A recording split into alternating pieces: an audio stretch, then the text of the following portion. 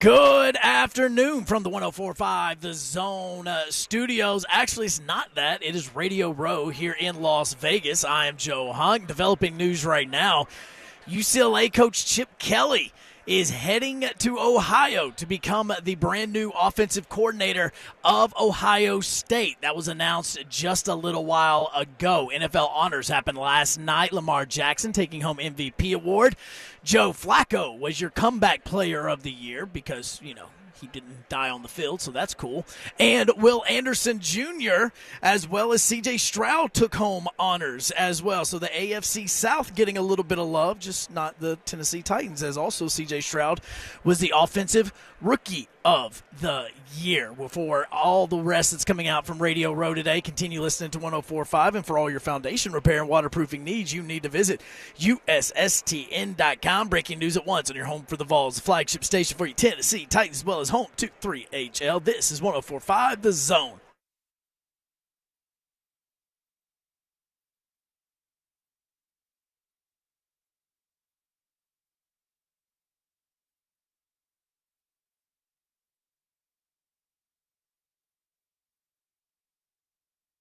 HL 104.5 The Zone. Brent Doherty with you, broadcasting live from Radio Row in Vegas at Mandalay Bay. And we've got a big show lined up for you today, including Blanco Brown, Mark Schlereth, Dean Blandino, Kevin Harlan, Tyler Booker, who plays offensive guard for Alabama, Aaron Taylor, Chris Manhertz, who has an incredible story, and Mike Loxley, the head coach at Maryland, who was for 3 years on that Alabama staff and has some interesting perspective on Nick Saban retiring. All that coming up, and it's a fun day here. Friday before the Super Bowl, tons of people, tons of energy, tons of vibe, and I've got Ron Slay with me. I've got Don Davenport with me. We'll skip the intros, y'all, but we're in the building. I'm in the building. We all are. Certainly Slay is. Need it. And it's an interesting matchup in that, you can make a case for both teams. Yeah. And a lot of people are making the case for Kansas City, and I think primarily because of don't bet against Patrick Mahomes, right? I mean, when you learn your lessons, you'll be a fool to just continue betting against them. But I could be swayed. I was swayed last year, so I could be swayed by the end of this show and end up picking who I want to pick. And I will reveal that. But right now, we'll do our picks last. Yeah, okay. Yeah, as well. End of the show. Yep. I like it. For sure. What do you think, Dawn? It's just kind of fun to look at this matchup and try to figure out, where the chess pieces are going. Well, it's crazy to me that, being out here, obviously everything, we're just surrounded with talk of this game, right? And it's crazy to me that Vegas has the Niners favored, but no experts out here are picking the Niners to win. Everybody's picking the Chiefs, and that is fascinating to me. What are some people missing? Because, listen, Vegas knows what's up. They do. And that line has not moved. That's the interesting part, is because it feels like there's so much action on Kansas City, and the line hasn't moved. So right. It's almost like Vegas is like, hey, you want to dump money on that side? Do it. Do it by the bucket. Which makes you think twice, doesn't it? It does me. That's yeah. for sure. From a Chiefs defensive standpoint, going against that 49er offense, you've been behind Brock Purdy, and he's been an interesting kind of divisive sports figure. 7th round, obviously, last pick of the draft. When you put the first pick of that draft was Joe Burrow. When you put their career numbers up against each other, it's negligible, which is interesting when you think about that draft. Look at you using big words here in Vegas. I'm like, my brain won't even work this afternoon here after counting too many numbers. But it goes to, at the beginning of the year, we're talking about, and I said it too, he just looks like Joe Montana. Right. Not the biggest dude, definitely not the biggest arm, but gets the job done in that system. And then you go through a course of time. They lose 3 games in a row. People start talking about he's the weak link. And so now you've got that side, he's the weak link, and you've got other people saying he's going to flat out get it done. Look at these 2 comebacks, blah, blah, blah, blah, blah. You've been behind I almost said Dean Blandino, who's coming up on the show later. I don't know why you would be behind him. He's trying to fix officiating, right? Yeah, I guess that's true. But you've been behind Brock Purdy. Yep. So what do you think about that matchup against Steve Spagnuolo? Everybody's talking about Spags. Blaine Bishop played for him. He has spoke ever since I've known Blaine has spoken so highly about Spagnuolo. 3-1 in Super Bowls as a defensive coordinator. Well, good for him. But Here's my take on Purdy, okay? Like Brock Purdy doesn't have the arm. Brock Purdy, can't make the big throws or the big plays or whatever, but yet he wins and he's successful. And why? Because he can recognize things, because he's a smart quarterback, because he makes good decisions, all of that. So he might not have the physical talent and all of that to be a, superstar quarterback, and that's why he gets some of the hate. But if you look at what he has been able to do, a lot of that is because of what he can recognize, of what he can see. Okay, I know that this defense is going to do this. So while Spags is extremely successful in what he does defensively in the big games, I also feel like Brock Purdy, that's a good matchup because Brock Purdy, that is his strength to recognize. Right, and I will say. And decision make, right? To change that narrative, you have the biggest stage right here to play on. And the only thing I hate about it is if Kansas City were to beat them, it would automatically, I believe, go back to Brock Purdy. So it's a damned if you do, damned if you don't type situation for him. You got to believe in yourself if you're him. And, Shanahan got to put him in great positions too. I think that's going to be key moving forward in this game. You got to put him in great positions to get the ball out quick. Don't let Spags have an impact on this game by getting to him. I want to go to something you said. Get the ball out quickly. The Chiefs' defense has pressured quarterbacks on 35% of dropbacks this season, which is third in the NFL. So I think that's key for Brock Purdy as well. Those quick strikes to Debo and let him take it after the point of attack, after the catch. Same thing with Christian McCaffrey. Right. I agree. I think C-Mac, man, Christian McCaffrey, he's got to be the guy. What do you get from Debo? Like, they got so many weapons, man. And I wonder, could it be a situation you get to this stage and all of a sudden you got too much to pick from? No. Okay. There's never too much, Slay. Okay. Yeah, hey. This ain't working. Attack him in a different way with a different weapon. Who was it for? It might have been Bill Callahan when he took over for the Raiders. They was playing Tampa Bay in the Super Bowl. If I ain't mistaken, he got to the big game and he did too much and tried to beat him this way and went away from what he had. And lost the Super Bowl. There is something to be said for going away from what you have. Just saying. Yeah, I think that's a good example because Tampa Bay just played that cover 2. Yeah. That Tampa 2 they call it, which is a really base defense. And you almost get too smart. That's a lot of time in between to break down exactly what you want to go and how you want to attack it. Right, 2.5 weeks. That's a lot of time. Yeah. For these brainiac coaches. Yeah. Man. So it's same with the national championship in college. You have like a little bit of a layoff, and So MVP candidates, obviously Patrick Mahomes, Brock Purdy. Let's go beyond Christian that. McCaffrey, come on. Let's go to the running backs. Christian McCaffrey, who I think will win the MVP. Christian McCaffrey. Okay. Well, then Pacheco on that the tells us what direction you're going on. Who's going to win the game? I've already said I'm going 49ers. Yeah. That's where I'm going. But what about Pacheco for Kansas City? Is there a scenario where he actually could be the MVP and not Patrick Mahomes or Travis Kelce? Strong possibility, just because you have to key on. You're talking about the Kansas City Chiefs. You have to stop Kelce and Mahomes. Who could be the outlier in that situation would be Pacheco. Catching out the backfield, running the ball, so many different ways to get him involved. And that's a second-tier guy in a sense. Kelce is the guy. No ifs, ands, or buts. He's open all the time. Even when covered. Even when he's with not. Mahomes, it's a problem. But Pacheco, you better keep a side eye on him, Babsy. You got a grin on your face. What you thinking about? Oh, because Patrick Mahomes is the guy, and if no the Chiefs, no ifs, ands, or buts about it. Yeah, and if the Chiefs win, he's your MVP.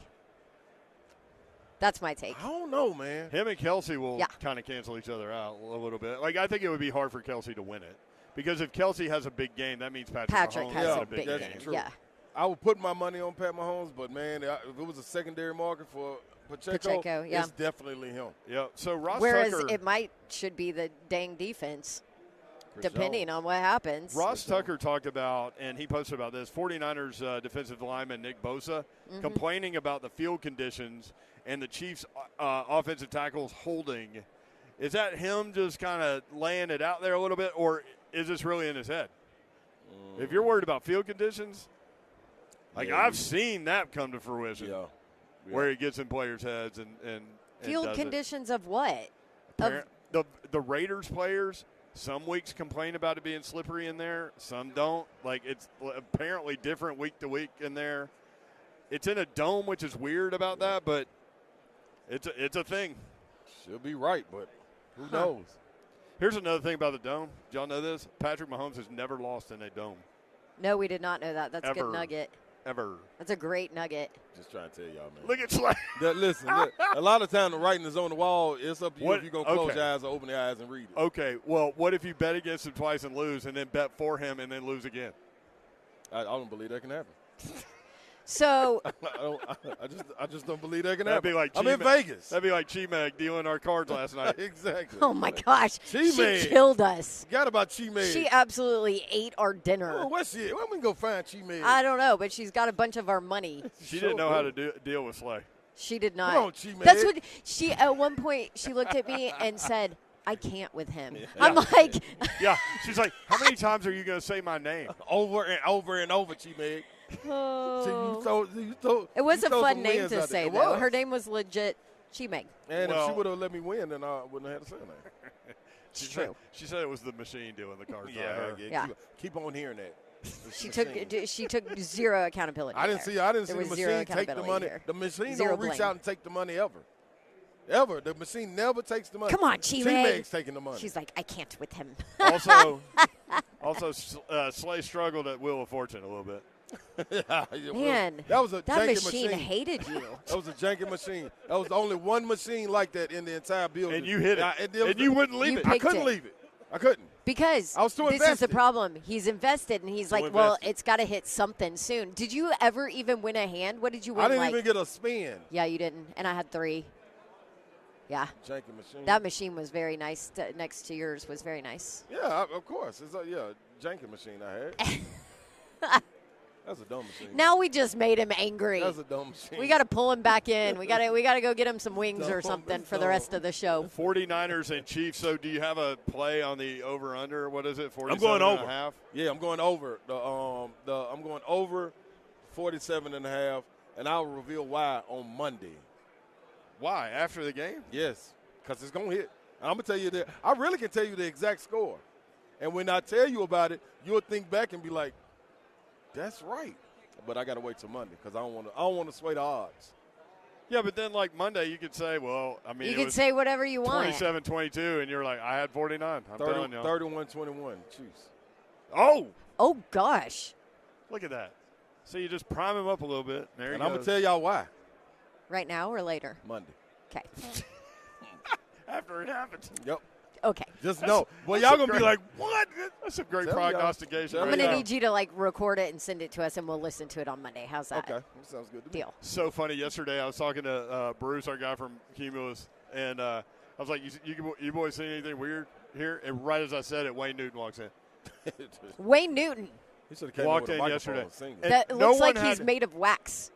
Yes. It does. You could do like a Bond movie and like have them go through a wax museum and have like a wax Wayne Newton and then like the real Wayne Newton standing there. You wouldn't be able to You tell wouldn't the be able to tell. difference. And then the real Wayne Newton would be able to pull a gun and shoot you.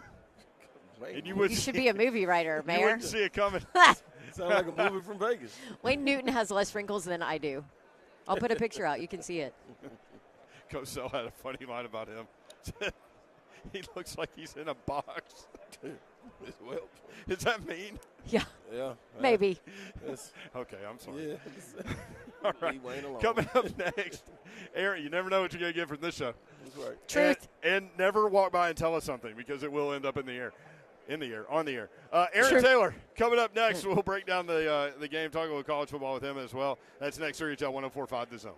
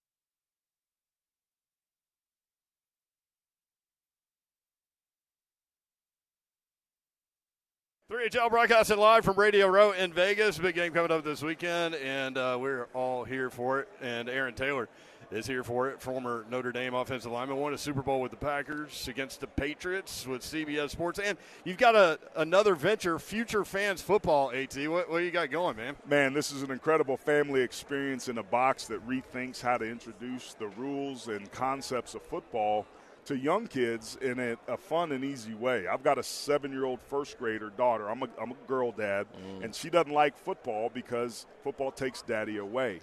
However, this storybook-led experience, I'm reading her stories at night, and the story follows a brother and sister couple that go to a football camp, and there's parallel games that are involved that have the rules. So we read the book, we play some games, and she's becoming a sports fan, and it's a really innovative and creative way to do it. And I know that somebody else may have a young one that may be a little anti-football and is a fan of Future Fans. That is true. See, football takes mommy away. So, Baby Babs, I'm about to get Baby Babs all up on this. The game part, too, she'll love it. Now, I will say she'll actually watch football on TV, and she's 3, so she's not old enough to have the Taylor Swift tie yet. I'm assuming we got some Swifties in the house. Swiftie tie. Yes, that's nice. So my daughter knows who Travis Kelce is and the team from Kansas, that's in red. But she's sitting watching the games with me, and there's a bingo game watch card in there, so she knows what a punt is. She knows what a first down is. There's a concept where you play ring toss where you have 4 beanbags and, a couple of rings. And you have 4 chances to get one of the beanbags into the ring. And if you do, you get to stand in that ring and have 4 more chances as you march down the field. Awesome. That's dope. Or in our sense is you march down the hallway in the bathroom and you get to the end and you get to do the scratchy bottom hop, which ends with the arms above the head and the touchdown signal. And she has no idea how she's fallen into my trap.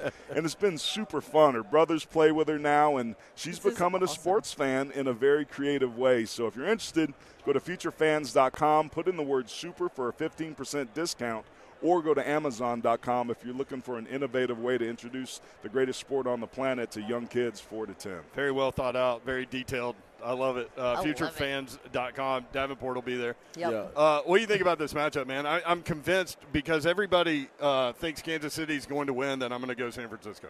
Well, the contrarian pick is always the good one, and you would have been right the first 2 games. Nobody necessarily thought that they would get it. How in the world could they go on the road against Josh Allen and Buffalo and get it done? And Lamar Jackson's going to be the MVP there when they're played great defense. He's never had to go on the road to do it. Dude is 9-3 as a starter. Isn't that crazy? One of 10 quarterbacks in the last 50 years to have such a record. And in 2 of those losses, his offense scored 40 or more points. He threw for 350 or more yards and 4 touchdowns in 2 of those. So those weren't on him. So the dude literally is like 11-1 as an underdog. And when you look at Andy Reid, who's our tight ends coach when I was in Green Bay, that team believes in him, man. Yeah. It's one thing to get to the top. It's another to stay on top. Right. We were talking about Taylor Swift, and I'll admit, myself included, I was like, that distraction is costing this team until it mattered. Patrick Mahomes is a big piece of that. Travis Kelce, who's maybe in the twilight of his career, first ballot Hall of Famer, and the way he's elevated his game has become a piece of that. And he's complemented by the best defense he's had in Kansas City since he's been there. That's the thing. I mean, the people aren't talking enough about. There's no question about that. And you look at what they did to Miami, what they did to Buffalo, what they did to the Ravens. They held them to half their scoring average in the regular season. Like, if you make Patrick Mahomes score 15 points to beat you, he's going to do it. Now, I think the Super Bowl is going to be a high-scoring game in the mid-30s, but red zone and defense and turnovers will be the big factors, and Kansas City will come on top. Now, go ahead. I have a random question for you because you mentioned Andy Reid, so obviously he was your coach. You know him. There's people that are like, okay, look where they are now. You know what? Looking for the 3rd title in 5 years. Maybe some rumors that he's going to be done soon. Your thought on that? Like, if they win and go out, is Andy Reid done? Ain't nobody retiring on Patrick Mahomes. Dude, I'm with you on that. I fly to Kansas City and whoop his tail myself. Andy's such a good dude, and the adversity that he's gone through with his family, like the success that he's been able to have, that doesn't come without a price. And the family loves it, but you give a lot to it. And you start to get to a certain age, you start to experience things, and you have to weigh out what the cost benefit is. Everybody wants to go out on top. But they're in the rare position with what they've got with him under center. Patrick Mahomes, if he can keep this up, will be the greatest quarterback in the history of this sport. And we just saw Tom Brady shut it down, who's sitting in that King's chair right now. Now, he's got a heck of a lot to do between now and then to get it done. This is he's gone 6 times, 5 times to the playoffs. Here they are in the Super Bowl, to your point. He's only 28 years old. And he's just starting. And he's proven that he can now do it without having an elite receiver core. So this franchise is in really good shape. And I think everybody has that competitive edge, and I think that's what's going to keep Andy around. He knows what he's got. You ride that horse as long as you absolutely can. Aaron Taylor with us on 3HL. Don't bet against Mahomes, right, Sully? No, I was going to ask, though, how if I mean, it is another team playing. Like, how would they go about trying to get this victory if you're looking at it from San Fran's point of view? That's the key. I love what John Lynch has done with that team. The defense was so good all season. They've gotten soft a little bit in the playoffs, and that makes you scratch your head a bit, given, up 159 rush yards per game, which is uncharacteristic of them. You got to go back to the 1966 Packers, who won the Super Bowl that year, to have another team playing in this game that was that bad against the run. And what I saw against Baltimore was Kansas City's ability to run the football. A lot of gap schemes, double teams on the play side, pulling backside guards, 10-yard run, 10-yard run, 5-yard run, pass over the top, touchdown. If San Francisco lets them run the football and doesn't earn the right to rush the passer, they're not going to win this game.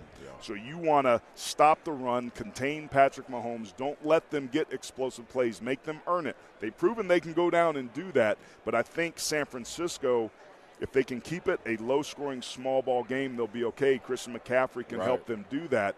But you can't get into a shootout with Brock Purdy against Patrick Mahomes. That's what they want to avoid. If they can run the football, they'll be able to take those big shots. Brock Purdy, God bless him, he's going to get you 1 or 2 first downs with his legs and extend some drives. He's a playmaker. I'll personally be rooting for him. I was a 49er fan growing up my entire life, but my money's on Kansas City.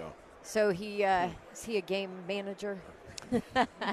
That's a compliment to the people that are in this sport, because we know, football is a game of cliches, because cliches are cliches because they're true. So more games are lost than they're won.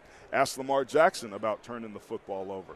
Ask Tua Tagovailoa about turning the football over. Ask Josh Allen about turning the football over. Not turning the football over, making plays and playing within the construct of what the offense is, wins you a hell of a lot of games if you have the supporting cast. That happens to be the case with the San Francisco 49ers, and it's why he's gone to Mr. Irrelevant, to maybe the most relevant quarterback they've had in that franchise in many, many years. It's incredible what they've been able to do, withstanding all of the moving pieces, to have a chance to be world champions here on Sunday. AT, why do you think Brock Purdy is such a divisive sports figure? Like, you see the screaming head shows just arguing about, some people say he's Joe Montana, and some people say he's the weak link. Like, it's crazy, like, the range of opinion on him. I think what happens in today's game and with the media is people make up their minds right away. And then they want confirmation bias. They want everything to support what it is, the stance that they took. This guy was the last guy drafted. He's no good. We need to get a good quarterback. We saw what happened when they drafted and took a chance on a guy and took him very high in the draft. He's not even on the dang roster anymore. So you want guys who know how to win. Brock Purdy's proven that he can do that. He's hungry. But I think it's hard for people to accept that they're wrong.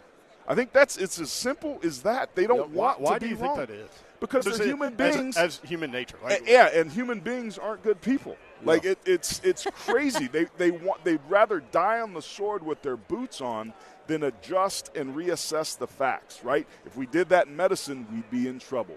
If you do that in football, you're the damn Detroit Lions. That's what got their ass beat. You honor them for dying with their boots on, but they died with their boots on. You got to ride the horse that brought you, but you got to stop to get some damn water every once in a while. Kick the field goal, Dan, and maybe your ass is in this game instead of the 49ers. But he stayed true to himself. You're right. But, as people, you got to learn, right? Or you're standing still.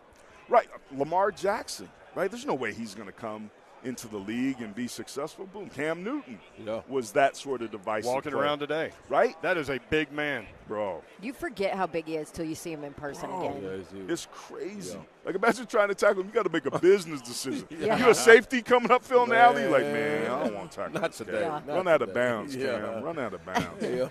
So we're talking quarterbacks, obviously, in Nashville. Titans fans excited about Will Levis and kind of the future moving forward with maybe a new perspective offensively with Brian Callahan as the new head coach. And our crack research guy over there, Hunk, our producer, was like, oh, Aaron went to high school with him, or the same high school, not with him, but the same high school with Brian Callahan. What do you think about the hire, and what do you know about Brian Callahan? He's a seasoned vet in this game and has a ton of experience, and that'll help you win the ball games that you need to win. Will Levis, I don't know if I'm as high on him as maybe some are. Getting a chance to watch him in college, he's a great college quarterback. He's super tough. Can he do it consistently at an elite level to be able to turn the corner and get this franchise back to where it wants to be? I hope so.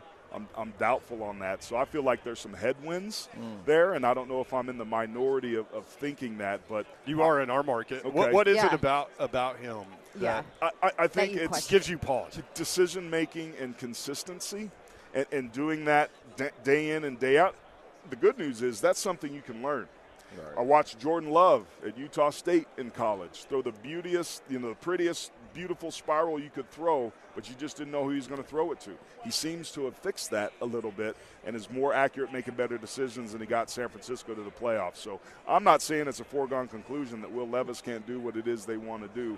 I just say I'm a little bit bullish, especially with guys like Brian Jones breathing over my neck. He's on our show like all the time. Yeah. Is that Drakkar? We get him in trouble. Is Drakkar or Old Spice? Drakkar. You're going back on that one. Drakkar. Well, that's an interesting take on Will Levis. I mean, and I guess time will tell, right? It's hard to evaluate with what he had protecting him in front of him this past Very year. hard. So Yeah, can you still play, man? They needed like a left tackle, a center, right guard. I guarantee you could do better than I got 2 plays left in me. Two. So you better use them wisely. I can help you, but in a very, very, very, very small situation. Aaron Taylor, there he is from CBS. Thank you, AT. Again, futurefans.com. Check the website out. If you have kids like Davenport over there. Yeah, Baby run Babs to this is going to be box. all up in this. We'll be waiting on the basketball version, too. Well, soccer's coming out next, so but this system works for any sport, and it's really creative. I think we're going to see a lot more of it moving forward. Did you know Slay played hoops? I did. You can tell by the body lean and just kind of the fake swag, the long baggy sweats. This football and basketball, boy, I'm telling you, it's always like this, man. I was an 8th grade CYO phenom. I don't know if he would have been able to keep me out the paint back in the day. Aaron Taylor, always good. Thanks, bro. Appreciate you. We've got a lot going on here at Radio Row. A lot of crazy things happening. I don't see any showgirls today. Hey, I don't know where the feathers are. The feather hats. They might. You know what? I have a feeling it was a late night for a lot of people last night, and so. Well, I know it was for us, but so maybe it was a late night Central Time. That's right. It really wasn't that late. No, not like out here. Time. Everything feels so late. Like we get back to like our hotel at like 10 o'clock. Yep. Right. And it feels like it's 2 o'clock in the morning. It does. Right. And then, like, we sit around talking and stuff. And then, honestly, we mapped out today's show and how that's going to go. And so yes. It's a good bonding time for us. We also had bonding time, story time on 3HL at the blackjack table. And I actually sat down for the first time with you guys next to y'all. And we were the only 3 people at the table, yep. Which we should have had a camera crew. We should Because, have. like, I have very little experience. Like, I've only been in a casino like 3 times. And I've watched y'all play, so, like, I've tried to figure out when do you hit on 15, 16 and not. Yeah. And it's hard. You did a great job. Yes, you did. Except for one thing. So, full disclosure, I put $110 in. Yep.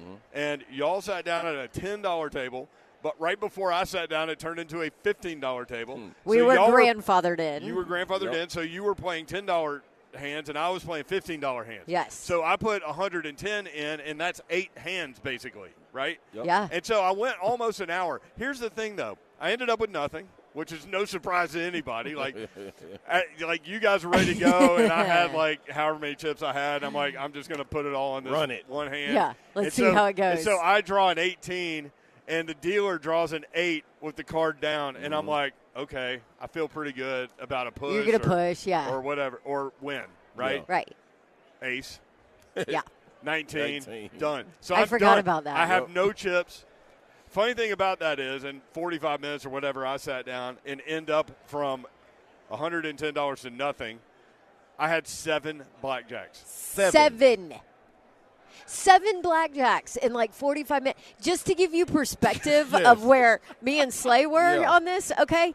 Slay and I had played That was- last night and the night yeah, before. that was So we had 2 like nights in a row. 2 solid nights. And it wasn't just like, oh, hey, we're going to go play a few hands. Like Yeah. the first night we probably sat at the table for At least 2 hours. at least 2 Minimum hours, 2 right? Yep. Last night it was, probably 2 hours before Mayor got in, whatever. Yep.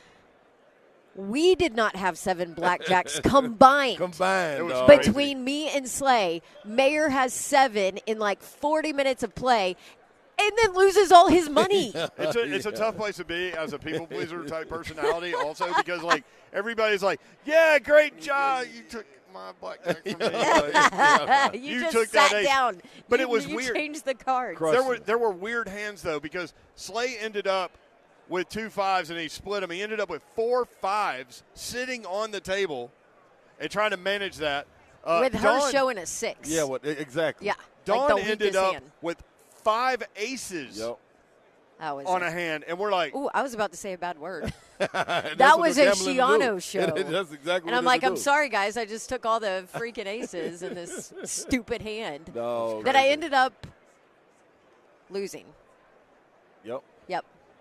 yeah, but like you, No, yeah, you yeah. only lost like $60 the whole trip. Yeah. So, Oh, no, And you losing. pu- I lost that, That hand. hand. Right. Yeah, Oh, is what yeah, I'm yeah, saying. yeah. Yeah. but I mean, for you to play as much as you played, you only lost $60. I mean, Oh, that's, yeah, no, that's I'm in a win. good place. Well, now, Yes, you are. here's the deal. I mean, we ain't gone yet. it's There's still a casino it's still time. right there. It's still time. On the way out. We're It in the is. Mandalay Bay, It and we is. have to go through the casino to get to the yep. cabs. Like, Yep. I mean, I mean, you got to try I your think- hand. I actually do. I have to do something because I still have from when you guys went to dinner and were asking where I was, and I was like, slot.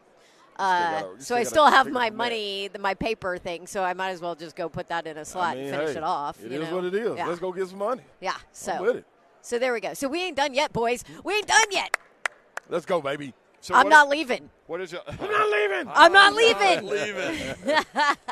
So we never really dove into the roulette thing, and like we had a guy tell a funny story about like a guy putting everything on black whatever, and Yeah, it landed it was on, a joke. It Yeah. landed on red 18s, and when we walk through today, I look over at the roulette table and she puts the ball down. I'm like, hang on, red 18. Red 18. So, and then the other part of that story, if you missed it, is Jake from Brentwood said, I got one bit of advice for y'all, black 6. And so, yes, 2 days ago, we're standing around the roulette table. That was an omen. Slay has a $20 bill in his hand, To put on black 6. doesn't do it. She spins it, black 6. I probably wouldn't have had to gamble anymore after that because I'm stopping. If I get that lucky, black 6 when I'm sitting there, no, come on, man. And it's funny because Still frustrated we over that mentioned that, and all the players at the thing like look back at us like, what the hell? Yeah, why wouldn't you idiots put 'Cause money we down? called it. Exactly. Then Number hit one- 3 more Some times in crazy 15 stuff, minutes. man. Number one, how did y'all call it? Number two, why did you not bet it? We Yeah. know Jake. You called it and then didn't put anything on it? Yeah, like, what the hell what? is wrong with y'all? That's crazy. Living the Vegas Crazy life. stuff going out Jake. today. Ravens quarterback Lamar Jackson, the NFL MVP. Second time. He's the 11th player in NFL history with multiple MVPs. Every quarterback on that list, though, has won a Super Bowl. Wow. He has won 2 playoff games. He's the youngest player to do that, multiple MVPs. This is supposed to be the year. That's why I bet with of the him. year. Till Pat Mahomes comes through. Nobody bets against Pat Mahomes. It's Patrick. Pat. Patty. Patty. Like, what? Oh, man. All right, well, we're having a good time. Hopefully you guys are as well. When we come back, we'll visit with Mike Loxley, and we were talking with him a little bit earlier today, and actually yesterday, and he's got a great story about Nick Saban retiring and like how quickly that decision came down, according to him. knows. And, yeah, he was 3 years there, They OC. know each other. Yeah, they love each other. Great That's- friends, yep. Mike Loxley next on 104.5 The Zone.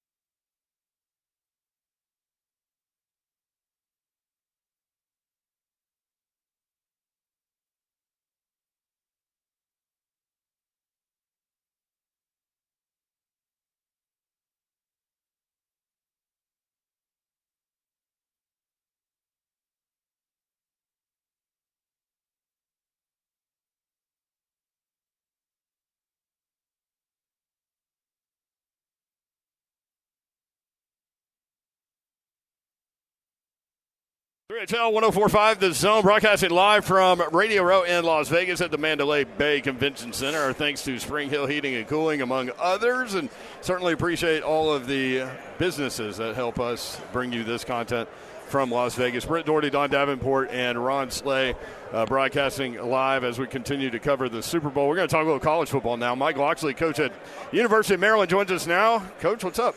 What's up, man? You guys are back in Nashville, huh? Yeah. Just had a guy, like, while we were sitting down, come up to you with Maryland gear on and a British accent. Yeah, my old chap. He's an old chap. He said I was at the Michigan game. You should have won. He goes, I was at that game, too. And, yeah, they should have won.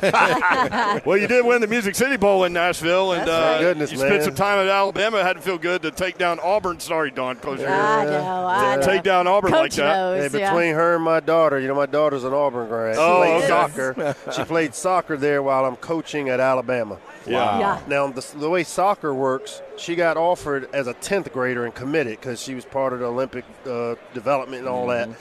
And so as I get the Alabama job, she was committed to Auburn before I got the job. And I was like, you sure you don't want to, like, switch your commitment? And so it was really, really tough. She couldn't go to games when we played Auburn up there for the Iron Bowl. She would not go to games because she knew that she was going to root for her daddy if she wanted her car note paid and that cell phone bill paid. That's right. Were you surprised that Nick Saban retired? So I was just telling a story over there that, Coach is part of my coalition, the National Coalition of Minority Football Coaches that I founded in 2020. He's on the board of directors, and I literally talked to him the day before he retired because he was interviewing coaches. And so when he looks for some minority position coaches, he'll call me and say, hey, what do you think about this guy? What do you know about this guy doing his research? And so the day before, he's interviewing 6 receiver coaches and a D coordinator. Wow. And so then I hear the news the next day as it started creeping out. And so I talked to him the next day after the news. I'm like, Coach, what's up? Yeah. He said, man, he said at 3:55, I was walking in the team meeting room. I had no idea what I was doing. He said, I went, called Miss Terry, and basically said, it's time, I'm ready. And wow. He never looked back, but that's true Nick Saban fashion, man. Make a decision and go with it. He does it like that, man, and he ain't afraid to make tough decisions, and that's what has made him a little bit different. What'd you, in your time with him, and the outside perception of him, I think, is very different than what he is inside, and I've gotten at least a glimpse of it in coaches' meetings, and all that, but what's the biggest thing maybe you learned from Coach Saban?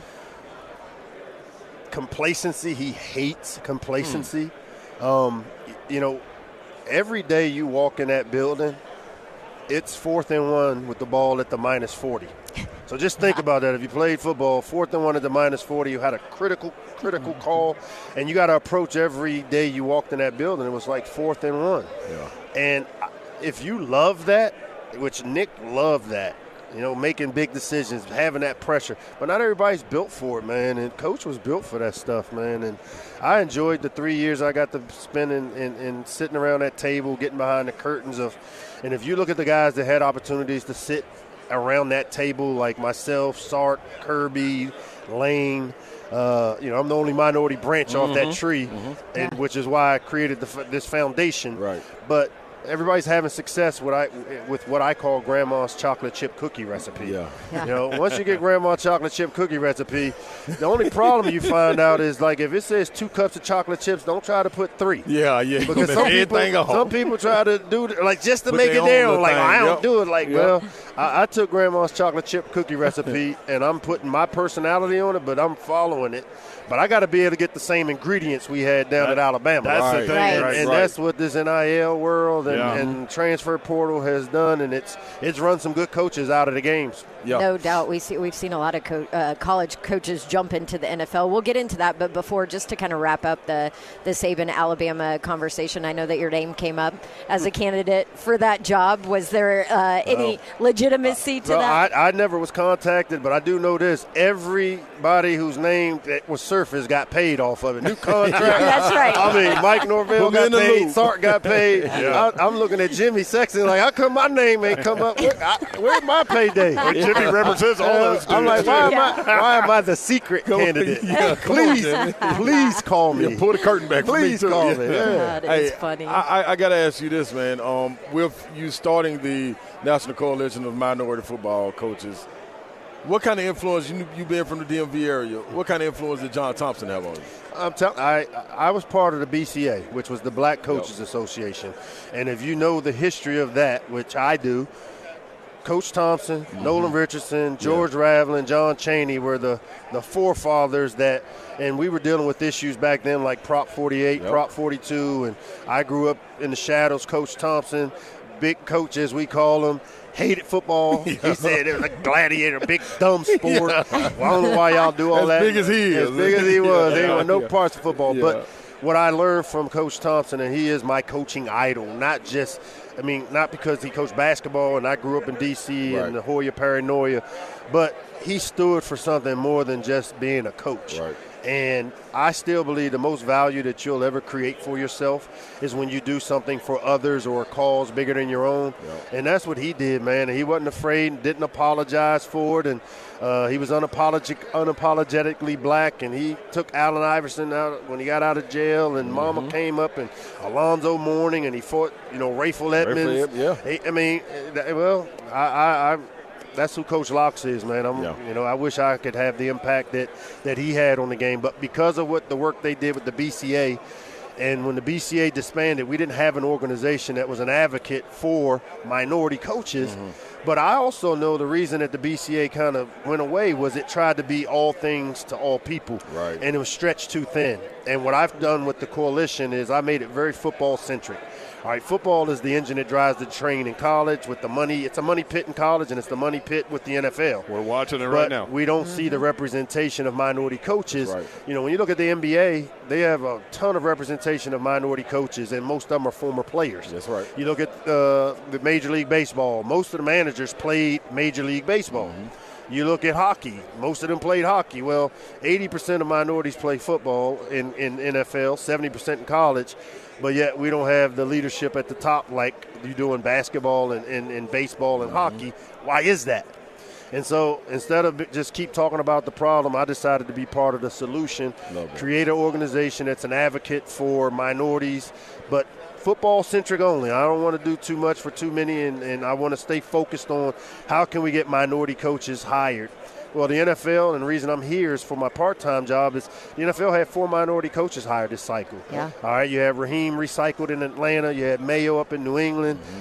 You had David Canales in Carolina. And then it was one other guy who just got Antonio right here in Vegas. Pierce. Antonio. Yep. And here's the common denominator as we look at it as an organization. There was familiarity in each one of these hires because Raheem spent time in Atlanta. So Arthur Blank got to spend time and get to know him. All right. D'Amico Ryan got hired, and he was drafted by Houston. The owners in Houston knew who D'Amico Ryan was. And so I don't think people aren't hiring minorities because of their ethnicity. They're hiring us because they're not hiring us because they don't know us. Yep. And so through the coalition, we created an academy. The reason I got to be a head coach again, I got fired at New Mexico 2 years and 4 games. All right. In New Mexico, I got fired. And I can just tell you that if it wasn't for the relationship that I gained from being under Coach Saban's umbrella, high tide lifts all ships. That's it. That's right. And that's it. So you look at the familiarity that these guys have. I mean, Gerard Mayo played for New England. Yep. All right. So we created an academy through the coalition where we pair our top up-and-coming college coaches with athletic directors across the country, not one at your school, but somebody across the country that works with you for a 2-year window of getting to know you, face-to-face meetings, Zooms. He's your go-to or she's your go-to person, and now they become advocates because I wouldn't get the Maryland job after being fired at New Mexico if it wasn't for the work I did with Nick Saban and Nick Saban putting the holy water on me and stamping me.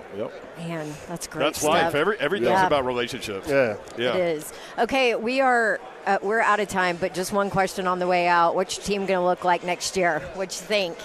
I like my team. I feel like a general manager because now I got a salary cap. Yes, you do. Right? I was at the bowl practice, and I had 3 guys come in that played at Georgia and somewhere else, and they're practicing with us, like working out. I'm just like, I feel like I'm at an NFL. Like, what is happening?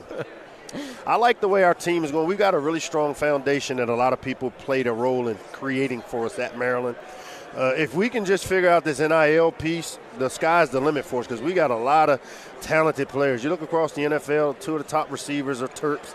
DJ Moore, Stephon Diggs. Yeah. You know, we got a ton of corners that are playing, and Darnell Savage, first-round pick. Deontay Banks was a first-round pick of the Giants. Jacorian Bennett here with the Raiders.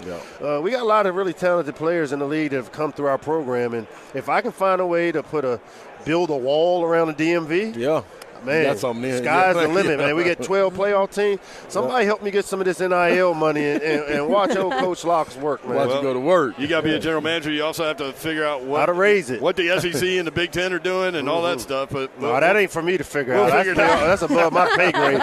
Just get me the NIL money and let me go get some players. Coach Loxley, Mike Loxley at the University of Maryland. Thank you. Appreciate it. Appreciate y'all. Thanks for having me on. Coach. Dawn, thanks for recruiting me. Yes, my favorite. Thanks, All right. Coach. More 3HL next on 104.5 The Zone.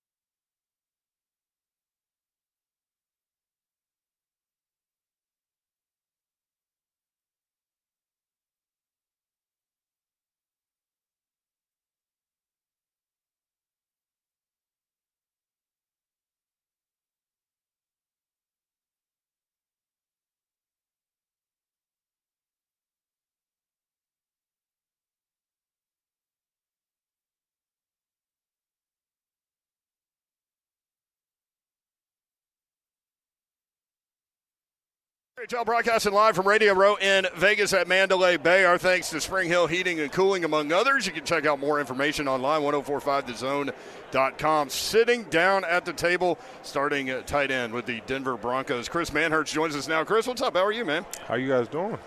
We are doing great. 9 years in the league. Yeah, it's a blessing. Time flies? Yeah, time definitely flies. Playing longer than I thought I would, just given my background. But just a blessing to keep rolling, you know. Your background. First of all, tell all our listeners where you went to college. I went to a small Division I institution called Canisius College in Buffalo, New York. Okay. They don't have a football program.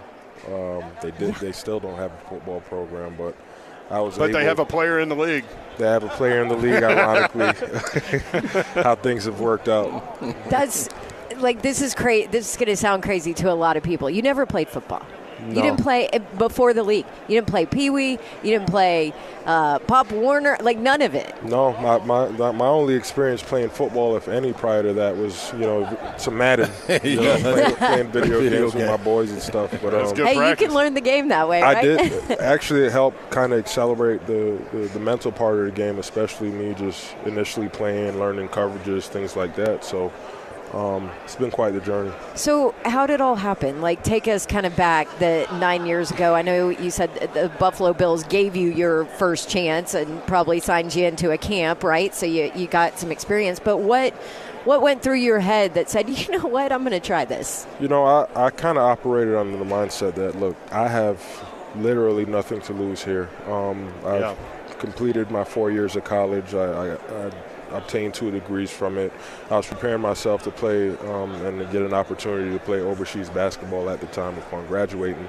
And, the Buffalo Bills reached out to my college head coach, and I guess word of mouth or what have you, but they wanted to give me a shot, kick the tires in, and give me a workout. And I was pretty open-minded about it. Initially thought it was a joke. I thought somebody was pranking me or something, but it's probably single-handedly one of the best decisions I made to, give it a shot, because you wouldn't know what would end up if you didn't try. Absolutely. Slay, dude. Yeah. You could be a tight end in the NFL. Hey, bro, I probably need some tutelage from my guy Chris right here. But let me ask you this, man. Easy transition as far as if you had to go back and do it again and had an opportunity, still pick this same exact route? I would pick the same exact route because I kind of look at it like, everything happens for a reason. And what I've done prior to that had prepared me for that moment.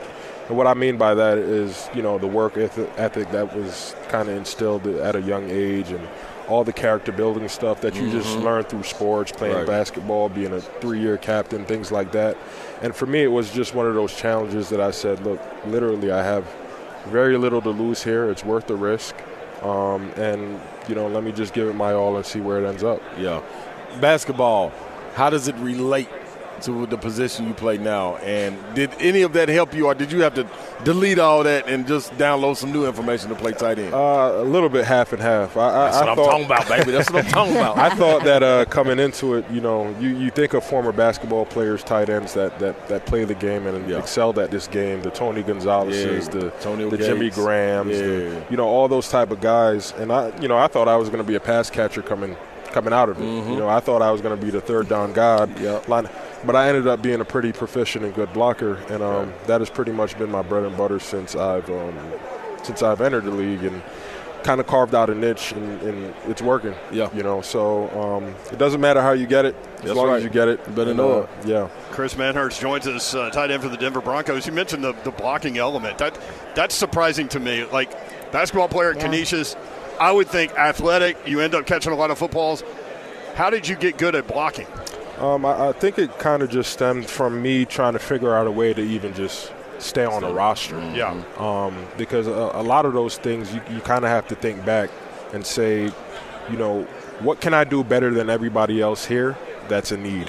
And I kind of shaped my mindset to that, because as a tight end, you're supposed to know how to catch passes and stuff, but not all tight ends block very well. Or want to block very well. So for me, I figured that was a good opportunity for me to just embrace that mindset, and why not try to be, good at something that, there's a hole or a void in that particular room. So go back to the Buffalo Bills. So you get a phone call from them, or did you pursue football opportunities? No, I didn't pursue football opportunities. So that's at all. crazy, right? Yeah, they reached out to my school, my college head coach, and there's a lot of success and good success stories of former basketball players. So if I'm looking at it from their standpoint, they're like, look, this is a low-risk move. The worst that could happen Local guy. Yeah. The worst that could happen is he's not a good football player or he doesn't give me anything to really hang my hat on, and just let him walk. But thankfully I was kind of had the athletic ability, the God-given ability to at least show them something.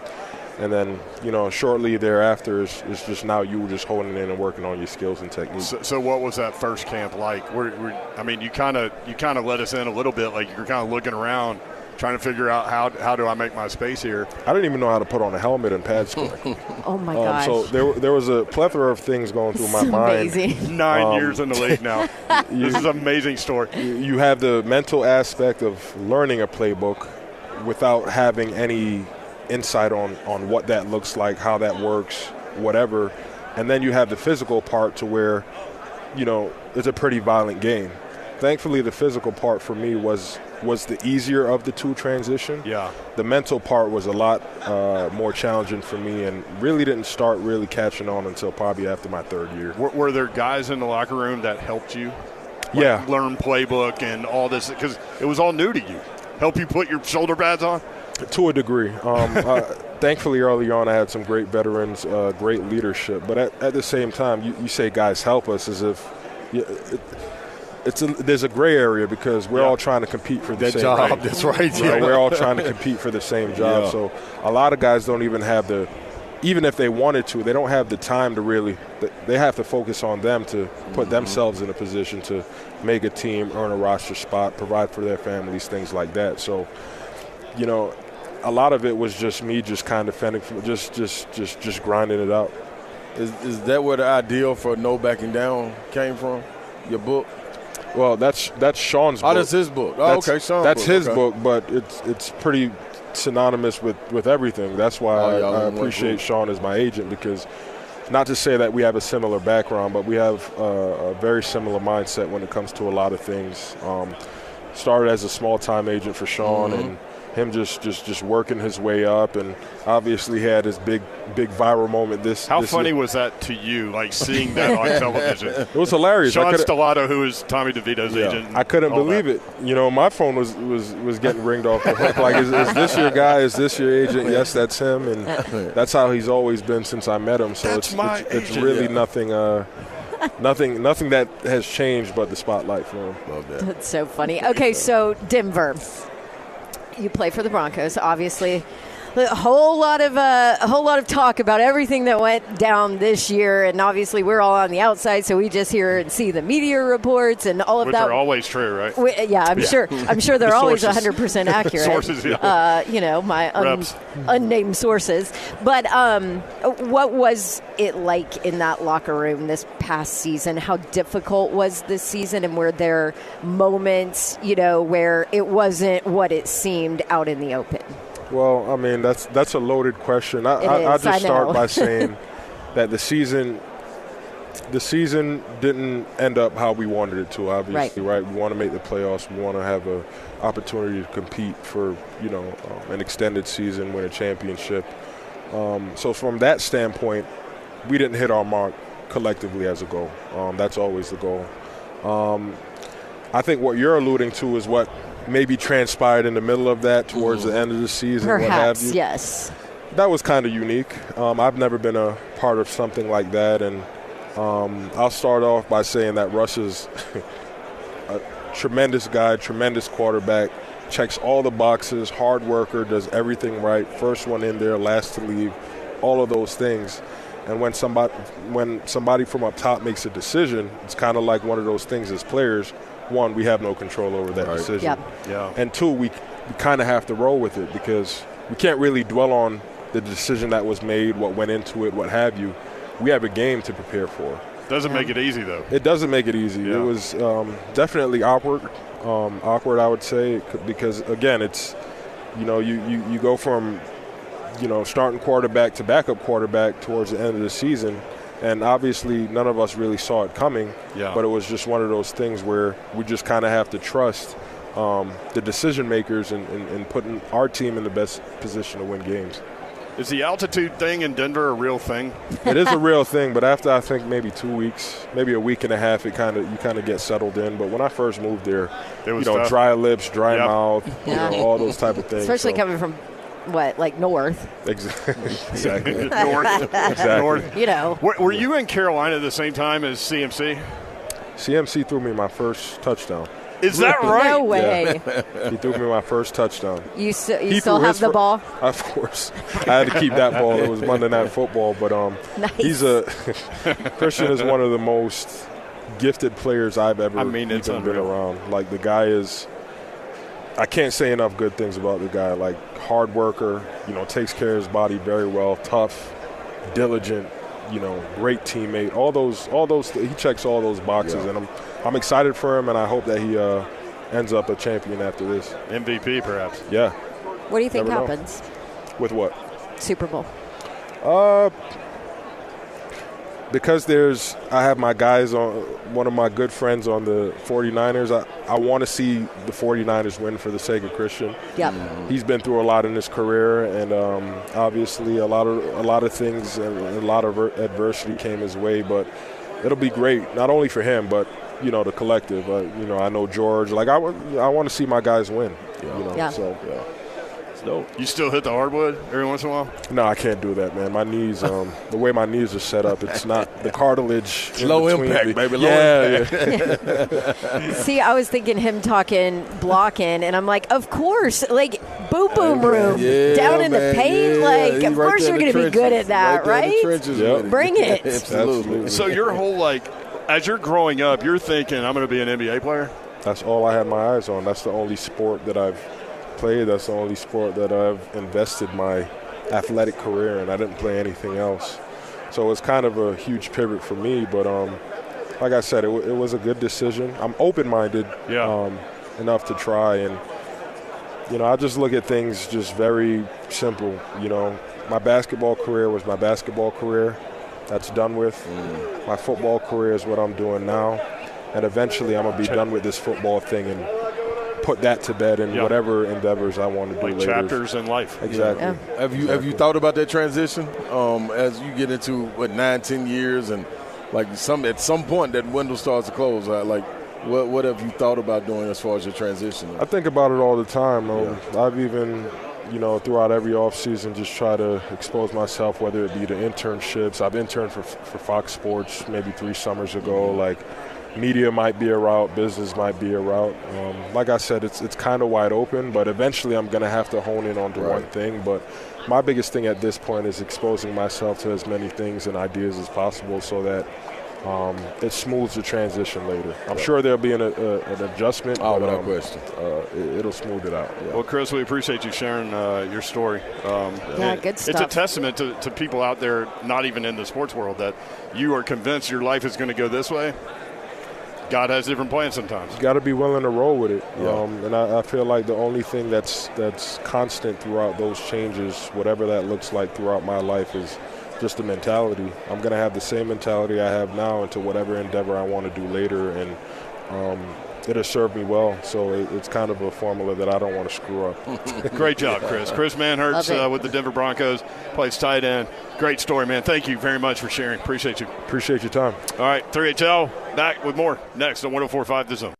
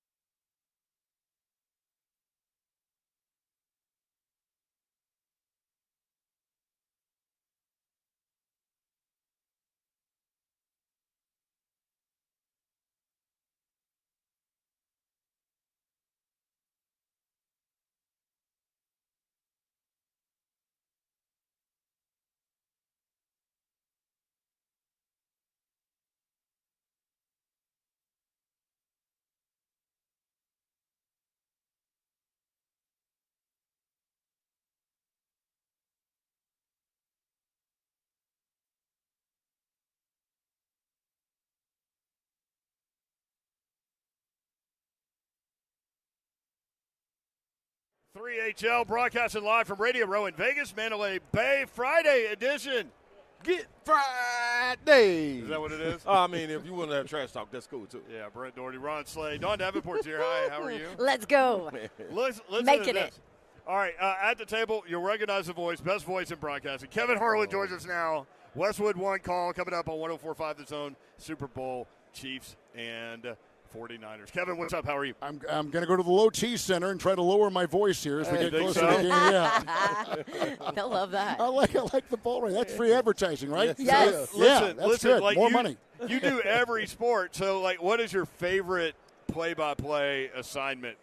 Well, I'd have to say radio, NFL. I like the challenge of it the most. I just did a TNT NBA game last night in Los Angeles, Lakers and Nuggets, and I enjoy the NBA, and I've done that for 37 years. Wow. But radio is just the challenge is so great, right? You got to be a reporter. It's your inflection, it's your pacing, it's all these different things. It's the purest form of broadcasting. And I go back and listen to the tape and say, I wish I would have said that there, done this differently here. But I like that challenge, and it kind of keeps me at this stage of my career going. Radio is about the most fun thing I do. You have to paint the picture. Yeah. Yeah, Yes, absolutely. yes, So yes. when I was a kid, it was like Tennessee games growing up in Nashville were not on television every week, So right? John Like, Ward was John your Ward- guy. John Yep. Ward was Yep. my There we guy, go. and he was great at painting the picture, and He that's what I was. always wanted to do. Voice of the Vault. 5, 4, 3. Right? You count the numbers in the final five. Absolutely. Yeah. So when you were a kid, is that kind of a similar story? Like, did you know Yep. you wanted to do this? Absolutely. And who were your guys back then? I like Jack Buck, and yeah. I'm in his chair doing the Super Bowl. He did Yeah. it for 17 years. He did 9 years, and he had a couple years off, and then 8 more years. And so I always just imagined when I was going through grade school and junior high and high school, radio network sports play-by-play. That was my goal. And then TV just kind of happened. And I can't even tell you how it happened, quite frankly. It just kind of did.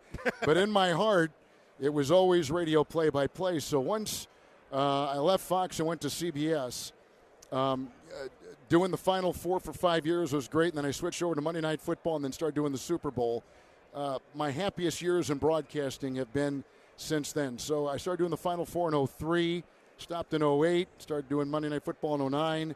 And I would have to say, as much as I love TV, radio is where my heart is. So what number Super Bowl is this for you now? 15th overall and 14th in a row. Wow. So I say those words humbly, but with great pride that this is in my heart. I am fulfilling everything that I dreamt of doing as a little kid. Of course, you shoot high, and sometimes you're a little bit less than that, and things just kind of happen the way they do. But by the grace of God, it's happened this way. And when I put that headset on Sunday, I take nothing for granted. I say a little prayer of thanks, and I'm glad what I'm doing, and incredibly thankful and humble that I've been in this position. I'd love to know. Great success over the years. Any bad patches that you hit? You know patches what? that you had to work for? Adversity again, or something? You know the best part of my whole life is my wife of 37 years. Our daughter is roaming around here. So she's one of 4 kids. Olivia. She's the best. Yeah, I saw you two talking earlier Yes. on. We're both working moms and There have you to go. deal with Yes. all the haters out there So- on how we parent. So I would tell you that having a home life that is so great has led to me enjoying my job more. And I've never, I hate to say it, I've never lost a job. I've never been in that position. I'm in the 4th quarter of my career, so maybe I've passed a lot of those turbulent times. But I never take anything for granted. And I think the older you get in this business, if you're not evolving and trying to get better and staying ahead of the posse, so to speak, it serves you well. I think a little paranoia is good. And so I constantly feel like, there's somebody younger and better and cheaper and ready to come up. And it's like a player. It's exactly like a player. You're always worried about, can I hold on to this job? And so I cherish it so much. And so I've got the best of both worlds. I married the girl of my dreams, and I'm doing the job that I dreamt of. Yes. So Love that. But this is because you're so humble. This is what you don't point out is what you do behind the scenes, Right. the hard work you put in from day one to be as good at what you do as you are. Like, do you here, answer this. Do you go back and watch every single broadcast? Yes. See? I was flying in from Los Angeles this morning and listening to the fourth quarter of our Lions and San Francisco NFC Championship game a couple weeks ago. And I've come up over the years with the grading sheet for TV and radio, NFL, and then one for NBA. And on this sheet, I listen to every play, and I've got a series of things that are important for me to say every play. And if I don't say that thing on that play, like just something as simple as geography, where the ball was caught, I'll put a circle there, and that's the thing. And so before I go on the air, I'll look at that grading sheet and say, okay, I really was not as sharp as I should have been in this category and this category, whatever it might be, and try to change that for the next broadcast. So it's a constant self-evaluation, which is like a torture chamber. Yes. But right, when you listen back to your stuff, you go, oh my God. Yep. And like when I was a kid, I listened to these great voices like Ray Scott and Pat Summerall and Keith Jackson. And I said, that's what I want to sound like. And I listen back, and I don't sound anything like those guys. And it's so discouraging. But you sound like how you sound. I mean, God gave you a voice, and that's what you are. And so I try to make the most of it. But I strive to continually improve. And I always tell my daughter, I said, delivery is everything in this business. I'd rather hear something delivered well with poor material than something with great material delivered poorly. Because you're so taken by a bad speech, bad play-by-play. So it's all about delivery for me. No doubt. God, can you imagine if we went back and graded ourselves every day? It'd be like F. I'm trying to figure out when he's going to start the mentorship program. Where's that sign-up sheet? Kevin will send you some tapes, man. Yeah, there you go. In your spare time, You guys are living in the greatest city in the country, having a fun time on the air like this. You guys have got it made. Do you get to know so much? I was just there for the final game against Jacksonville. Really? For CBS. Yeah. And I had not been there in 3 years. Our daughters looked at Vanderbilt, and they decided to go other places. But I hadn't been there in 3 years. I was stunned at what your lineup of buildings looks like. It's places that were like vacant, and old buildings are now beautiful high rises and all that. I mean, it's stunning what has happened to that city. And you're not even done. They're still building. No. Crane after crane after crane. You want to know something? There's a 2.5-year backlog on cranes. Oh, you're kidding me. It's going to keep crazy. going. You know what? There's something that's so pure about that city. It's a city that has just kind of attracted the right kind of, like our Jim Nance. He lives in Nashville. Yep. He listens to our show. Yeah. He randomly called our show on a listener No! line. He On did? a listener line. Did he really? And he knew all about us. Yeah. Did he say who it was, or did he say, hi, I'm He Joe did. in No, he said in Brentwood Jim or whatever? And you know, And like at you're doing first we're radio. like, Is this really who Jim is this Nance? messing with I us? didn't believe him. But I didn't then believe him at all. you do. He has such a distinct Oh, voice, my right? gosh. So we're Oh, like, he's the oh, best. this is really him. he is our signature voice at CBS, and Yeah. it's an honor to be on the same team as him. See, That was so amazing. Kevin Harlan with us on 3HL. it's perfect. You talk about Nashville, where our city is setting everything up with a new stadium coming. Cannot wait. For you to be calling a Tennessee Titans Super Bowl here Wouldn't that be in fun? about Yes. 3 years. Well, you've been there before. Is Fish living there? Is Jeff Fisher living Yep. there? He lives is. there? Good, Yeah. good. He's the best, yeah. Yeah, and I see Dave, who does color with Mike on the radio broadcast. So Coach I mean, Mack, yep. Coach I Mack. am into, and Robbie Bourne at the Been and, there and forever. Dwight and Yep. all those They'll guys. give you a hard Oh, time, my but they're gosh. amazing. They're good people. Yeah, Yes. good. I love coming to Nashville. Kevin, Good is stuff. there a call that you're most proud of? You know how the social media is. They almost pick it for you, but I would tell you that I'd like to think my best call is ahead of me. I'd like to think that maybe on Sunday will be. So I'm so critical. I'm the worst person to ask on that. Things I change about every call and everything I've done. So I'd like to think the best is ahead, but there are people that would talk about the LeBron dunk or Kobe Bryant. I was just in Los Angeles last night, and they were unveiling a Kobe Bryant statue. And so they're playing all kinds of highlights during the game, during our broadcast and inside the arena there. And they were playing a couple that I did when I started doing Kobe when he was a rookie in 1996. Oh my So I gosh. followed his whole career, and what a tragic loss. But the memory of him is still very vivid, and he might be the most popular Laker ever. And that's for a franchise that had, some really big names, right? Yeah. Really big names. Slightly. Yeah. All right, let's go off the main call of things, because you mentioned there are lists on the internet.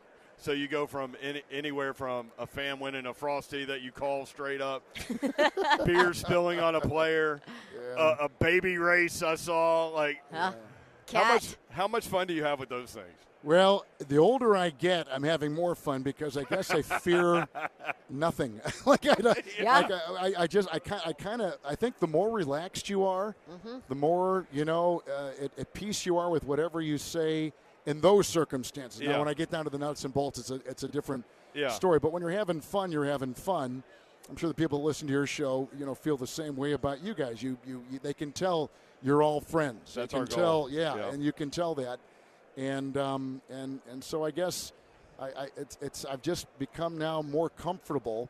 Now there's a danger there too. You can cross that line and go, I guess I shouldn't have said that. Yeah. So I guess I go right to the precipice and kind of look over and then back up really quick. Yeah. Is there a favorite moment of those types of things for you? Not best. Well, I'm not going to ask you best. Well, and but- again, they talk about the drunk on the field in That Santa was Clara, great. and again, I was feeling pretty loose and relaxed, and the guy ran out there, and it was a boring Monday night game, and what came out. Probably not the smartest thing I've ever done in my career, but I think everyone was okay with it in its place, and I haven't done it since, and won't do it again. But listen, I have been blessed beyond measure to be in this business, and cherish every moment I had.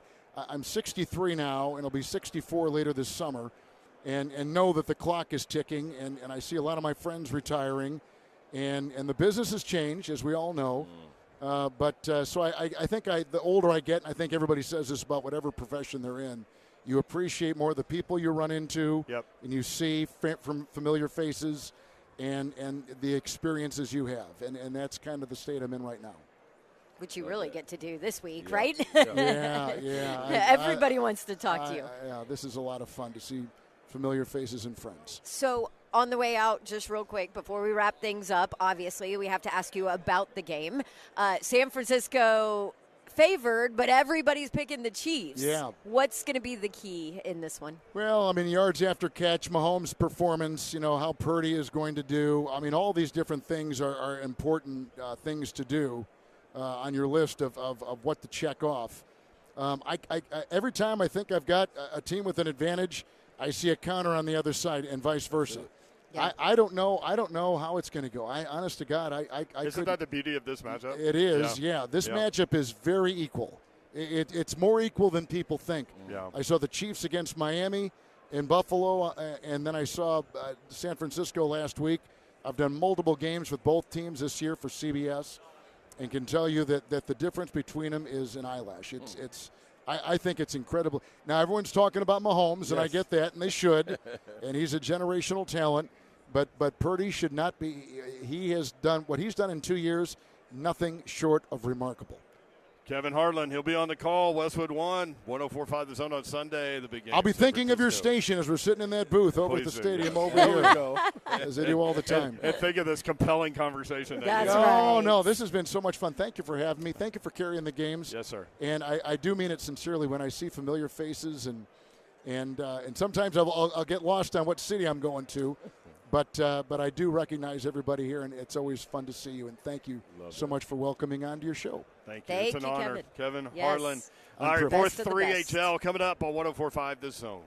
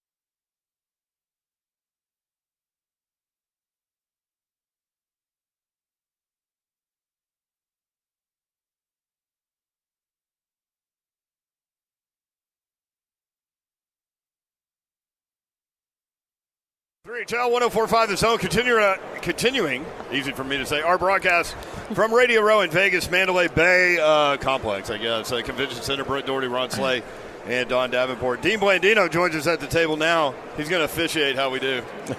You guys are doing great. No flags yet. No flags. I don't know. Those times start by me. Just give us time. False start. We'll screw it up. Don't worry. Let's start here. You growing up, sports you played, goals you had in life, like I did. I played sports. I love sports. I played football my whole life, baseball, everything growing up. I didn't know anything about officiating. I just knew the refs were there. I didn't have really an interest in it, but I loved the game. When I got out, I graduated from school. I growing up in New York, sent my resume to the NFL, the Major League Baseball, all of the major sports have offices in New York City. NFL called, and they had a couple of internships. I was lucky to interview in a couple of different areas. One was officiating, and they offered me an intern in officiating, and I said, all right, I'm in. So when you were a kid playing sports, you never had problems with officials? Oh, yeah, we used to yell at the officials all the time. Yeah, I've got two sons now that yell at officials all the time. You watching your kids play? Oh, there's no way you could say anything. My youngest, he's 8, and he's pretty good at soccer, and I just walk away. I look at the other parents yelling at the refs, and I just kind of walk away. I was like, I can't be on any cell phone video yelling at the refs. That would be glorious, right? Oh, my goodness. Rules analyst for Fox Sports, Dean Blandino. So how did you get into that role? Yeah, so, transitioning into television. I was at the league office I was in charge of officiating. We used to do this segment on NFL Network with Dan Hellie. And my predecessor, one of my predecessors, Mike Prairie, he used to do it with Rich Eisen, and it was a officiating segment. I started doing that, got a little experience, and always knew that TV might be an opportunity when I was finished at the NFL. And I thought I didn't. You had great hair. You knew that. Yeah, that's part of it. It's what I'm learning in TV. It's about timing and lighting. Yeah. Like, that's the two secrets right there. Timing and lighting. Give me the two those soft things. Lighting. Yeah. Soft lighting. And, I'm like, give me the soft focus. Right, 100%. 100%. Yeah. And so I knew that TV would be an opportunity. I didn't know how soon, and then Fox Sports, we just started a conversation at a Super Bowl one year, and it kind of evolved, and I said, you know what, I want to try this. I loved the NFL. It wasn't anything wrong with what I was doing at the NFL. I loved it. I just thought this was a great opportunity, and haven't really looked back. So I got to work a couple of XFL games last year. Obviously, we tried out some different things, access and whatever. We really pushed for that. And one of the things that people loved was the access from officiating, from the replay crews, and what they're talking about and what they're looking at. Because sometimes even working college football games, our crew sometimes doesn't even know what everybody's looking at in a replay, so that just that transparency was awesome. Do you ever see that happening in the NFL? I do. I hope so, because that was one of I've never been around officiating, even going back to 2020, the XFL, and we did this. The narrative flipped. It changed. It was positive. It was like, oh my gosh, you're letting us listen to this process. You're letting us in, and I think the NFL, there's an opportunity to do it. I don't know if they would peel the curtain back completely and let us in all the time, but I think there's opportunities because, look, you may not always agree with what we did, but you understood what went into it, and I think that gives people a better understanding. There's less of these guys don't know what the heck they're doing. It's like, okay, I kind of understand. I don't agree with it, but I understand. Yeah. And even just what you're looking at, though, kind of thing. So how would you assess the officiating across the league, and not only just stopping in the NFL, but I'm saying college and everything? How would you assess that? And is it me watching it as a fan thinking I know more, or why are they calling it this way? Or and the you look camera at it, views. And you look at it and you're thinking nowadays. like, oh, wait a minute, this is a good officiated game. I just think there's such a disconnect between how the game is officiated on the field and what we see watching the game, right? Because the officials, They get one look at it, full Right. speed. From their perspective, Right. they might be running full speed, and then we're sitting down in our air-conditioned, living room, and we get 5 different looks, and we get all the different angles, and we go, how did they miss that? And it was like, well, they don't have all of that, and I think that's why technology and replay is so important to help correct some of these situations, because the game does happen fast, and the officials are not going to be perfect.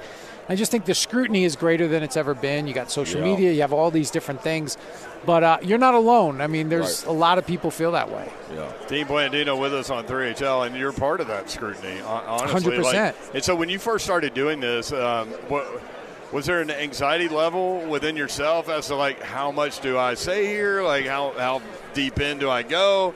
And do you hear about it later? Like, Sure, there's that's a tough role, man. There's a balance. I actually prefer when I was in the command center making the decisions than trying to analyze what somebody else is going to do and then try to articulate that, but also do it in a way where we don't, like, if I disagree with a call, I need to express that opinion, but I can do it in a way that isn't disrespectful, to where I think the officials understand that. That's part of my job. I'm going to have to say if I disagree, but I don't think you have to be disrespectful about it. And because there's issues at lower levels where younger people aren't getting involved in officiating because they have bad experience, and that's just part of it. That goes back parents. to the kid point. Like, why would anyone want to do that job? Yeah, like, you see seriously. these videos where these are teenagers that are getting verbally and sometimes physically, abused by adults, and it's like, why would I ever subject myself to that? So does that go to the NFL college level, NFL level, where it's hard to find people to do that job? It's becoming harder at the lower levels. The NFL won't ever have, you're always going to have officials at the NFL, but if you're not getting good people in early, the level, the quality will degrade over time, and I think that's one of the concerns. So, will you just clear this up? I feel like we have this conversation every season about officiating at some point that fans are calling and complaining or whatever. How does it work in the NFL?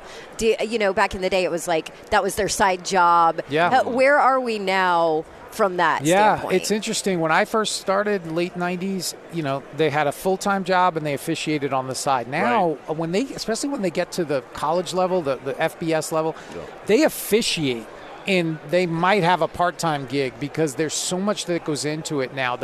They spend so many. I think that's one of the misconceptions about officiating. They don't just show up on Saturday or Sunday and work. There's a lot of film study. I mean, this crew that's going to work the game on Sunday, they've been at it for 2.5 weeks. Zoom sessions, looking at film, conference calls. There's a lot of preparation that goes in, and that includes during the regular season. They put in a lot of time. Interesting. Yeah. Dean Blandino going to be an analyst on the Westwood One call, which we will air on 104.5 The Zone. A great matchup. So you're going to have an important job, and we'll all be watching and criticizing all of this. Scrutiny is coming. I'm looking forward to the radio call, though, because if you're just listening to it on radio, you can't dispute what I'm telling you. Paint the picture, right? That's true. Yeah. That's a good point. You can paint the picture the way you want to exactly. paint the picture. Like, trust me, this is what happened. I love it. Hey, man, great to meet you, man. You thank too. you for the perspective. Really interesting story, and we definitely thank you. Dean Blandino going to be on the call, Westwood One on 104.5 The Zone. Thank you, sir. Thanks for having me. All right, more 3HL next on 104.5 The Zone.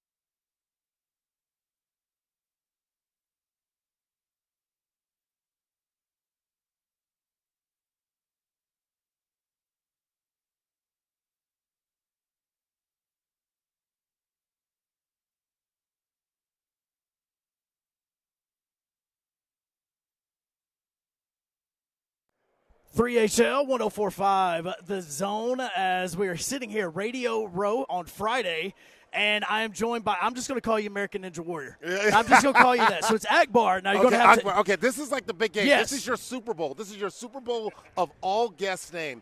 This is it. You can win the Super Bowl trophy if you can get the pronunciation of my last name. Now, here's the thing. I have the pronunciation up on my computer. Okay. It doesn't mean I'm going to say it right. Okay. All right, so we go. But so I mean, maybe the you Akbar is easy. Okay. I got that. You got Akbar. I got all that. right.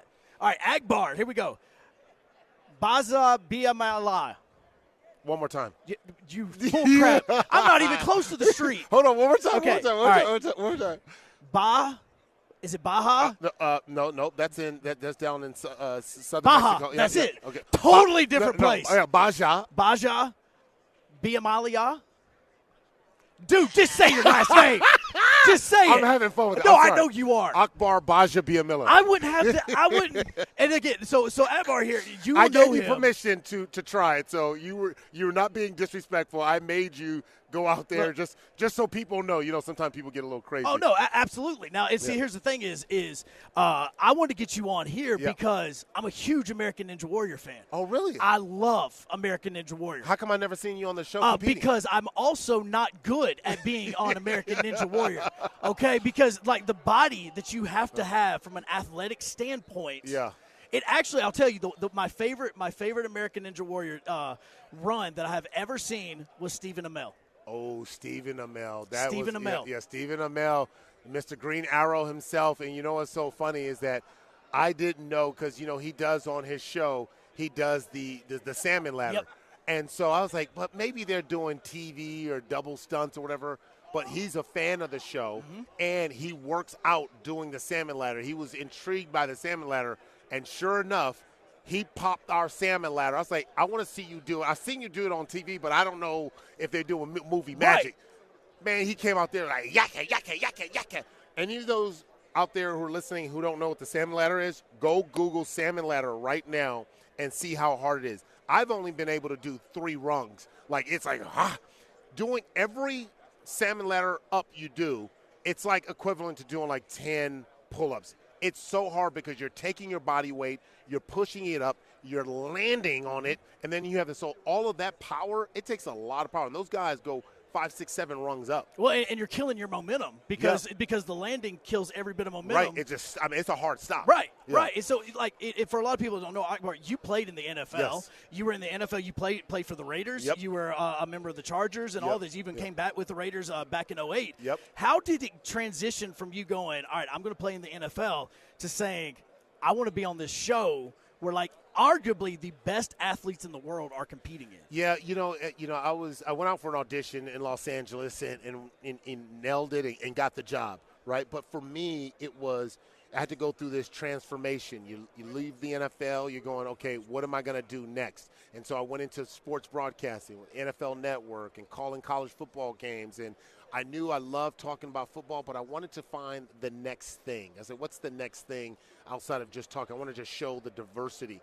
You know, I think about Tiki Barber, who got out of, doing sports broadcasting, went to the Today Show for a little bit. I think of Michael Strahan, who pivoted and showing flexibility outside of sports. I always love talking sports, but I was like, this could be it right here, Ninja Warrior. And so I'm now going on my 11th season, and it has been a phenomenal ride, being able to see different athletes. And they've given me a different respect for the athleticism. Most people think athletes, and they think, football, basketball. But these Ninja Warrior athletes, if you haven't checked it out, I mean, these athletes are like, they're essentially like a part of the Marvel universe. Yes. Like they're all a part of the Marvel universe. They're like little superheroes. Yeah, and that's where I go back to Stephen Amell as, I mean, we saw him as Arrow, but then you actually see him compete in the course. And he finished the course. He did. Yeah, he finishes the course. He finishes the course. Normally gets you to qualify to the next round. Right. And Amell and nobody else is doing this. Right. He had a show. Yeah. He had a show to do. So he was like, "I'm gonna do this once just so you guys know I'm the real deal." And we were impressed. Well, and with the whole thing, like we're in Mandalay Bay right now. Yep. Isn't it like across the street where you do the? Man, see, I told you I'm a fan. Man, literally right across the street is our lot that we filmed the last 10 seasons of our final. Here in Las Vegas. This is our Super Bowl. So we have the Super Bowl here, and then we have the national finals for American Ninja Warrior here in Las Vegas. So with the actual contest itself, because every year the course is different. Yep. Every single time, from beginning to end, it changes. How do you guys come up with the new types of exercise, I should say, events to put into this so that the challenges continue to grow? Yeah, we have a whole team dedicated to, creating the newest, because these ninjas, what they do is they go out and replicate and they build the obstacles that we build. I mean, there were times where we had to put up dummy obstacles because ninjas would go out and try to get a preview because they can't see the obstacles beforehand. Mm-hmm. So the very first time they run the course, that's the very first time they've seen the obstacle. And so they try to get a head start and try to go build some version of it. And they're training so much now. There are ninja gyms all over. There's a ninja gym here in Las Vegas all over. So we had to try to step up our game, and we had to try to improve and constantly change the bar. No other sport you'll ever see like that where it's constantly changing. Football has always been football. Basketball has always been basketball. All the other sports. This is the only sport where you see a constant change from year to year where you're going, what skill set is this? How do I do this move? Yeah, what muscles am I need to work out? Right, because, exactly. I mean, you guys will show a package before a guy goes, and these guys are building them in their backyards. Yep. They're building, like there's now gyms like you were talking about. But there's also an impact to this that I wonder about. At any point in time, when did you start to say, wait a second, this is bigger than American Ninja Warrior? I live in Huntsville, Alabama. Yep. And in Huntsville, there's actually like an American Ninja Warrior for kids. And it's a gym that is set up to get kids active in this. Yeah. Like, when did you start to see the impact that this type of show was starting to have just on America in general? I think when the economy started to change around the show, and by that, when I first started in 2013, there was probably 2 or 3 ninja gyms. Now you can go to any major city and even out on the suburbs of major cities, and they have 2 to 3 ninja gyms. They're popping up all around the United States, one of the fastest growing small gyms in the country. You have and these are all former ninjas who are growing out and say, hey, you know what, I'm going to start a ninja gym in my hometown. I'm going to start one in my hometown. And they've just continued to grow. Well, kind of like, look, if you see, you're on camera right now. Yep. People can see. I mean, Yep. even literally in your bio, it says, and one of People Magazine's sexiest men alive. Okay, you're not just sitting here talking about, hey, this American Ninja Warrior, they're going to have to do this. Yeah. You work out all the time. I do. Are you a CrossFit guy? Are you a gym rat? Which one are you going with? I'm a gym rat. I primarily stick to lifting weights, man. Yeah. That's been my thing. I try to get into CrossFit, but then I threw out my back. And I was like, man, I don't want to have back surgery. Snatches. It was the snatches. Well, it was actually me trying to keep up with the pace of the class. Yes. Right? Because you've seen everybody, oh, this person's doing this, and they're doing snatches, and they're doing it fast, and they're doing this, and you're trying to keep up. And I'm like, so I needed to stay in my lane and just do how I know. Like, because part of me goes, there's a former self that could do what they were doing, right? My body has changed a lot. So me trying to keep up with them pushed me into the injury room. And I said, you know what? If I do this, I got to do CrossFit by myself, and the person knows my pace and it can allow me to be the best me and not competing with all the other people in the class. Well, and a lot of gyms have figured that out because there's now the open gym method where you can just come in and do your own workout. Because I'm like you, is I'll sit there, and there was a guy in my class named Thor. We called him Thor, and he had 2 and 3 plates, and he's doing snatches, and I'm looking at him going, I've got 10s on the sides here. Yeah, right. Like I was like, this is destroying me. And so that's where, like, knowing thyself and knowing how to work yourself on that is really awesome in this. But with the show, because, again, we talked about your life in the NFL and where you've been, but where all has this show taken you that at some point in time when you were playing in the NFL, you were sitting on the sidelines, you were on the field, you're just going, I can't believe that me deciding to go this route has taken me to this city or this area? You know what? I think overall I would probably say, the NFL and having the opportunity here for the big game here, the Super Bowl, and just thinking about the platform football gave me in general. Football allowed me to see places I'd never seen before. It gave me the platform to be able to transition something that I went to school for now. And I'm just being honest. I don't know that I'm in the same place had I graduated San Diego State with my communication degrees with the emphasis in new media studies. I always wanted to do this, even before I was a football player. And I would have gone through so many more challenges to get to where I am. And so it's not lost on me that the platform that I played football opened the doors, and that gave me to American Ninja Warrior, got me to The Talk, got me to Roku show Fight to Survive, and allowed me to see different places. Last year was my first time in Fiji filming Fight to Survive. I'm like, how did I get here? You know what I mean? And so I'm humbled that these opportunities, plus with hard work, has allowed me to see places all around the world. So, yeah, so Fiji, to answer your question. Fiji? Yeah, Fiji. Well, and with you, again, you've been in Vegas. You guys literally are right across the street Yeah. all the time. And now the team you played for is Yep. here. Yeah. So, like for you, it's almost like a full circle thing. What did you think? I just need to get my wife to say, like, babe, we need to move to Las Vegas. I was like, I can work across the street in the lot for Ninja Warrior. I can go see my old team with the Las Vegas Raiders. You know what I mean? So it's like it's perfect. Akbar with a really long last name that I'm not going to pronounce joining us right now.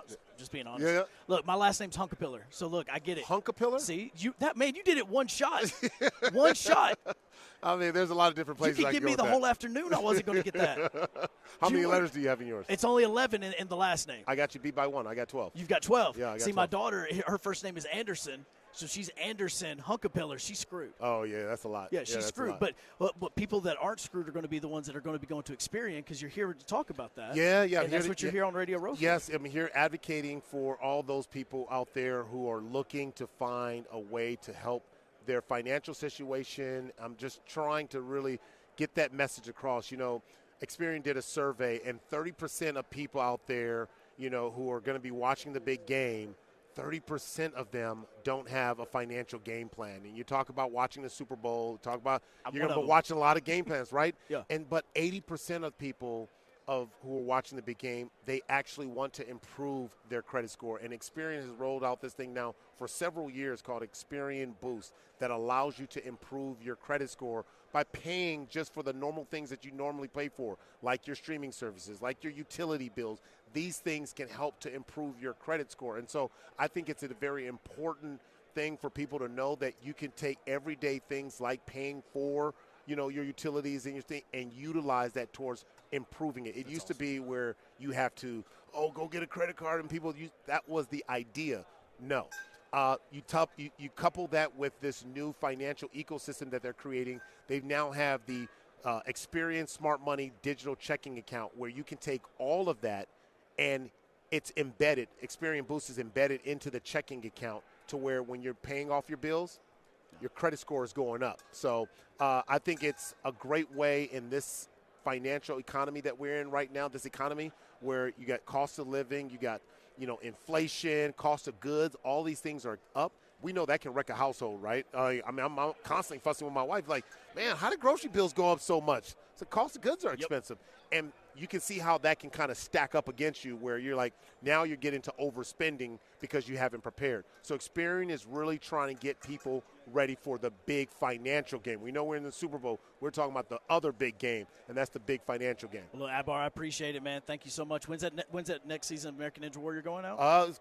Should be starting up here soon, like in March, March, late April, season 16. All right, man. Hey, no, we appreciate it. Thanks, bro. All right, thank you so much. More 3HL when we come back on 104.5 The Zone.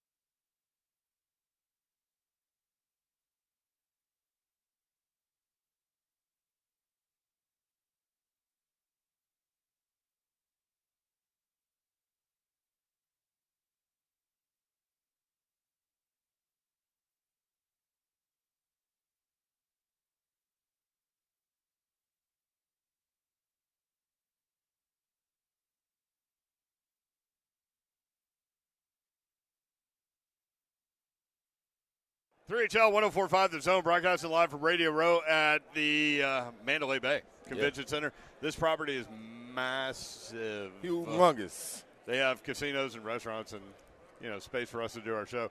Our thanks to Spring Hill Heating and Cooling, among others. You can check all the information out, 1045thezone.com. Brent Doherty, Don Davenport, and Ron Slay. Mark Schlereth joins us at the table. Mark, what's up? How are you? I'm doing great, man. How you guys doing? Doing well. So you do morning radio, which means what for local time? Because before you say that, I was talking to Sean Pendergast from Houston. Uh-huh. They're on 4 a.m. local time on the air. Yeah, Ooh. Yeah. I see them in here every morning when I walk in. No. I mean, I walk over here. I'm over at the MGM, so I walk over here. It's about a mile, I guess, maybe a little short of a mile. It's about a half a mile just when you walk into the front door of Mandalay Bay to get to here. Well, it's hard to walk in Vegas too. You see weird things. Yeah, there's no question. But I roll out of there at 4:00 in the morning. But I'm the Jason Bourne of pooping, so I got to make sure my schedule is right. So I got about a 7-minute warning if I got to take a dump. So I got to hit the bathroom before I leave the MGM, and then make sure I've got that 20 minutes within here to get back over to here. Is that why they call you Stink? Yeah, that's not why. But they called me Stink because I used to piss my pants during games. Really? Why? Nerves? No, just just something to do. You got to go. You just got to You just didn't care, is what you're saying. Yeah, I just didn't care. So you got time to be looking for no blue tent. Well, see, here's what ended up happening. So actually, the nickname Stink actually comes from rotten fish heads in Alaska. So when I was growing up in Alaska, I grew up in Anchorage, but my sister went and taught at Eskimo Village in Alaska. And it was Akiachuk, Alaska, on the Kuskokwim River, if you can say that twice. Wow. Kuskokwim River, Akiachuk, Alaska. And the first run of salmon, the natives would dip net in the Kuskokwim River and pull out thousands of salmon. And so then they would cut the heads of the salmon off. They would bury them in a pit that they would dig. It'd just cover them with dirt. And then they would uncover them weeks later, and they would eat rotten fish heads. What? And they call them stink heads. And it was like a village tradition. And so it was rotten. So So you don't get sick from that? Well, you would die from that. Probably. All of us would probably die. But it was part of what they've done for forever, for generations and generations. Right. So to them, it was whatever, it was what they did. So anyhow, so I initially got the nickname Stinkhead. So that's how the nickname, became. It got shortened to Stink. But how it kind of perpetuated over the years is in 1990, I'm playing a preseason game. We're playing the Cleveland Browns. I'm with the Washington Redskins, and I am the youngest starter. I'm my second year in the league, and I'm the youngest starter. So I'm on the Hogs, but I've got to be the guy that backs up both guard positions and the center if somebody gets hurt. So I'm in the fourth quarter, and I have got to piss. I have got to piss like a race dog. And so I'm on the bench, and I'm like, God, I got to go. And all the guys are going, well, just go in the locker room. I can't go in the locker room. I'm first guy up, right? So I'm sitting on this bench. We're in this bench, and, it's crowd, and it's a hot, sultry night. And I literally just empty my bladder. It's coming off, out of my uniform, off the bench, off the metal bench. So white pants? No, we were in red pants, white jerseys. That's good. So all the dudes were all like Bostic and Raleigh McKenzie and Simmons are like, you got to be kidding me, dude. It's draining off the bench, and I am laughing my ass off. And literally, I get done, and you know how you kind of shake it off? You got I'm shaking it off on the bench, and literally they're like they call my name, you're up. A guy got hurt, a rookie got hurt that was playing center. Oh. And so I jump up, I grab my helmet, I run to the sideline, and there's like a TV timeout because the guy injury timeout, and Stan Humphries was a backup quarterback for us. Yeah. And so he comes to the sideline, goes, let me get a warm-up snap. And so as a center, the quarterback never gets under you all the way until he's ready for the snap. It's almost like a form of foreplay. He puts a hand on your low back, one on your ass cheek, right? And he goes through the cadence. He goes, blue 80, blue 80. And then he puts his hands in. Sit out. I snapped the ball, and it just like, bam, splash. He's like, oh. He's like, oh. He goes, somebody get a towel. He's really wet. I've got sweat in my eyes. And I'm like, that ain't sweat in your eyes. Oh, that my is straight up urine. So that's drainage. Yeah. That's incredible. So Matt Hasselbeck told us a story that he had a center in Washington that had diarrhea. Oh, yeah. He couldn't hold it, did it, and he went shotgun. Go. And the coaching staff didn't understand, why are you going shotgun every play? He's like, I'm not going under center. Go back, watch Brady in Tampa Bay, and his center at the time, great dude, but his center, like, I wasn't a real sweaty guy, but I made up for it with urine. But I wasn't really sweaty. It's sticky, though. It helps with the ball. Well, yeah, right. But with the really sweaty guys, so the quarterbacks hate it, right? Because you got just nothing but ass sweat. So go back and watch Tom Brady, and when he was playing there, his center, God, what Ryan? Anyhow, not Jensen, was it? Yeah, Ryan Jensen. Yeah. Watch Ryan Jensen. He's got more towels packed around his groin and his ass. He had all kinds of towels. So Brady would make him wear a bunch of towels like a diaper. Yeah. So that the sweat wouldn't go through. So when he got under center, his hands wouldn't get wet with sweat. Wow. So if you go back and look at the film, you can see funny. how many towels are packed around this guy's package. That's hilarious. Mark Schlereth with us on 3HL, NFL on Fox. You catch him on the radio in Denver. This has been a hell of a conversation already, by the way. I'm questioning my life decisions right now. No. Well, you get to sit next to Stink. I know, right? I'm like, that's only on the football field, right, Stink? Right. Yeah. Let's talk a little bit about this game, right? Sunday, and what you expect. The talk here is don't ever bet against Pat Mahomes, which Slay has learned the last 2 weeks because he bet against him. But what is your take on the matchup and what's going to be the biggest key in this game? Well, I mean, you look at it. San Francisco's been probably the best team all season long up until the last 2 games in the playoffs. I think they've been horrible. I think defensively they've been embarrassed. Yeah. And that was a defensive rotation on the front seven, especially their defensive line, that is good as it gets, and were dominant. And the last 2 weeks, they've gotten their asses kicked in the run game. Yeah. They have not controlled the edge of the defense. Both teams, both Green Bay and Detroit, have captured the edge, captured the perimeter of the defense. They've run it down the middle. I just think they've been awful, and that is very concerning for me. And then offensively, I always felt like this as a player. If I'm going to get my ass kicked, I'm going to get my ass kicked doing what I do. Like I'm gonna lean in what do I do? And I love, and I talk about it all the time, having an identity, knowing what you are, knowing on 3rd down and 1 or 2nd down and 1, this is what we call, this is what we do, understanding what you are. And I think it's an important just life lesson in general. And I think San Francisco has completely gotten away from what they do. They are not a great drop back team. They are not hey, let's get in 3 wides and let's get in a static formation and let's run gun empty and that's not what they do, and they're not the greatest of route runners and all those things. So for me, I look at kind of what they're doing right now. They have got to get back to they are the best run football team in creating angles, using motions and shifts to create angles, and then tying and marrying their run game to their play action game. That's where they just beat everybody down, and they're so good at that. And the last 2 weeks, they haven't done that. Now, some of that is because they got down early. Right. They had 1 possession against Green Bay, and then you start to feel like, oh, gosh, now we got to, throw our way back into this thing. But the big key for me is they are going to have to do what they do. If they can do that, control the tempo, eliminate maybe 2-3 possessions from Kansas City, then I think they win the game. But there's a lot of big ifs in there, and part of it is because –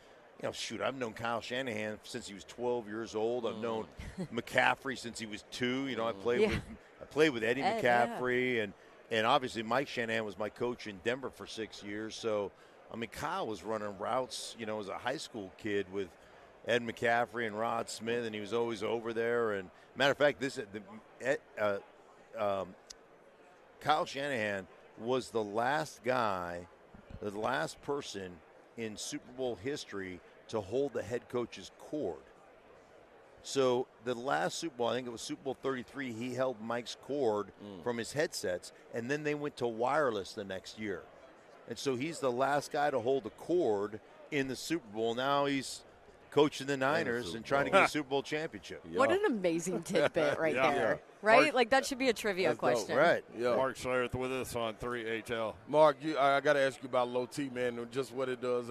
What's your feeling like after playing and being able to, you already said when your feet hit the ground, you're gone. And you're rolling through. How has low T also assisted in that as well? Well, you know what?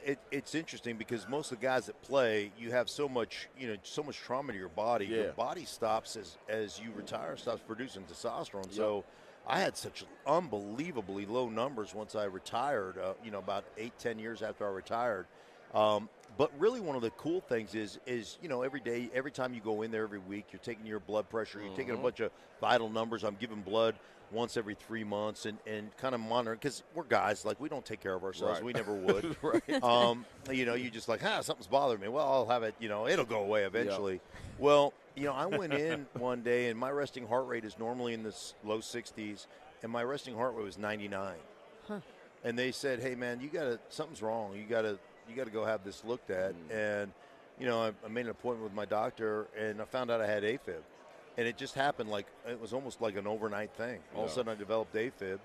And, you're 5 times, 6 times more likely to have a stroke if you have AFib. And so I ended up having to get on medication. Then I ended up having a heart surgery to fix it. But I'd never known had I not been going in all the time. So it's one of those things about taking care, knowing your numbers, taking care of your heart, taking care of your body, taking care of your health as a guy because, like I always say, if it wasn't for my wife, I'd be dead because she makes me go do stuff. And, I can't stand it, but, she's right. It bothers me.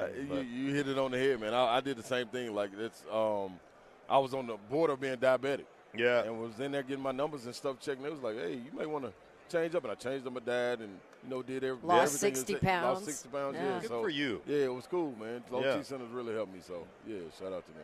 Yeah. So we're in Nashville, right? Titans. Sure. So let's hit on them a little bit. Do you think Will Levis is the guy? I did a Titans game. I did your guys' game against Carolina, and the thing on tape. I'm telling you what, fearless, athletic, and flat out can spin it. Yeah. So I look at all those things, and all those things translate well, right? So that's all the tangible stuff. And so from a tangible standpoint, I would look at Will Levis and say, freaking phenomenal. Yeah. Like phenomenal from a tangible skill set. Now, there's a lot more that goes into being a really good player, right? Yep. It's the nuance of the game that really sets you apart. It's your ability to read progressions and get through your progressions quickly. It's your ability to be a stickler for the boring. And I was talking to Bruce Arians when he was coaching Tom Brady. I said, what sets him apart? And he said, Tom Brady, if you're running a curl flat or you're running a flats to first progression in your read, and it's open, Tom Brady's going to take it 100 out of 100 times, even though it's a 4 or 5 yard gain. Why? Because it keeps us in front of the chains. It keeps our offense open. It keeps us on schedule. It's what it does. And so, that's the next level of how do you get through that stuff? How do you become good at managing a game, knowing when to take your chances, when to go deep, when to – because he'll take his chances. And I'm telling you, he throws a great ball, throws a great deep ball. I was just on film. I was just really impressed with him. Yeah. And again, I don't know. I talked to him obviously as I got ready to do the game, but all that other stuff, the way all that stuff comes together, that comes through playing and repetition and doing that stuff. But the tangible stuff is definitely there. And that's what I was going to ask you next.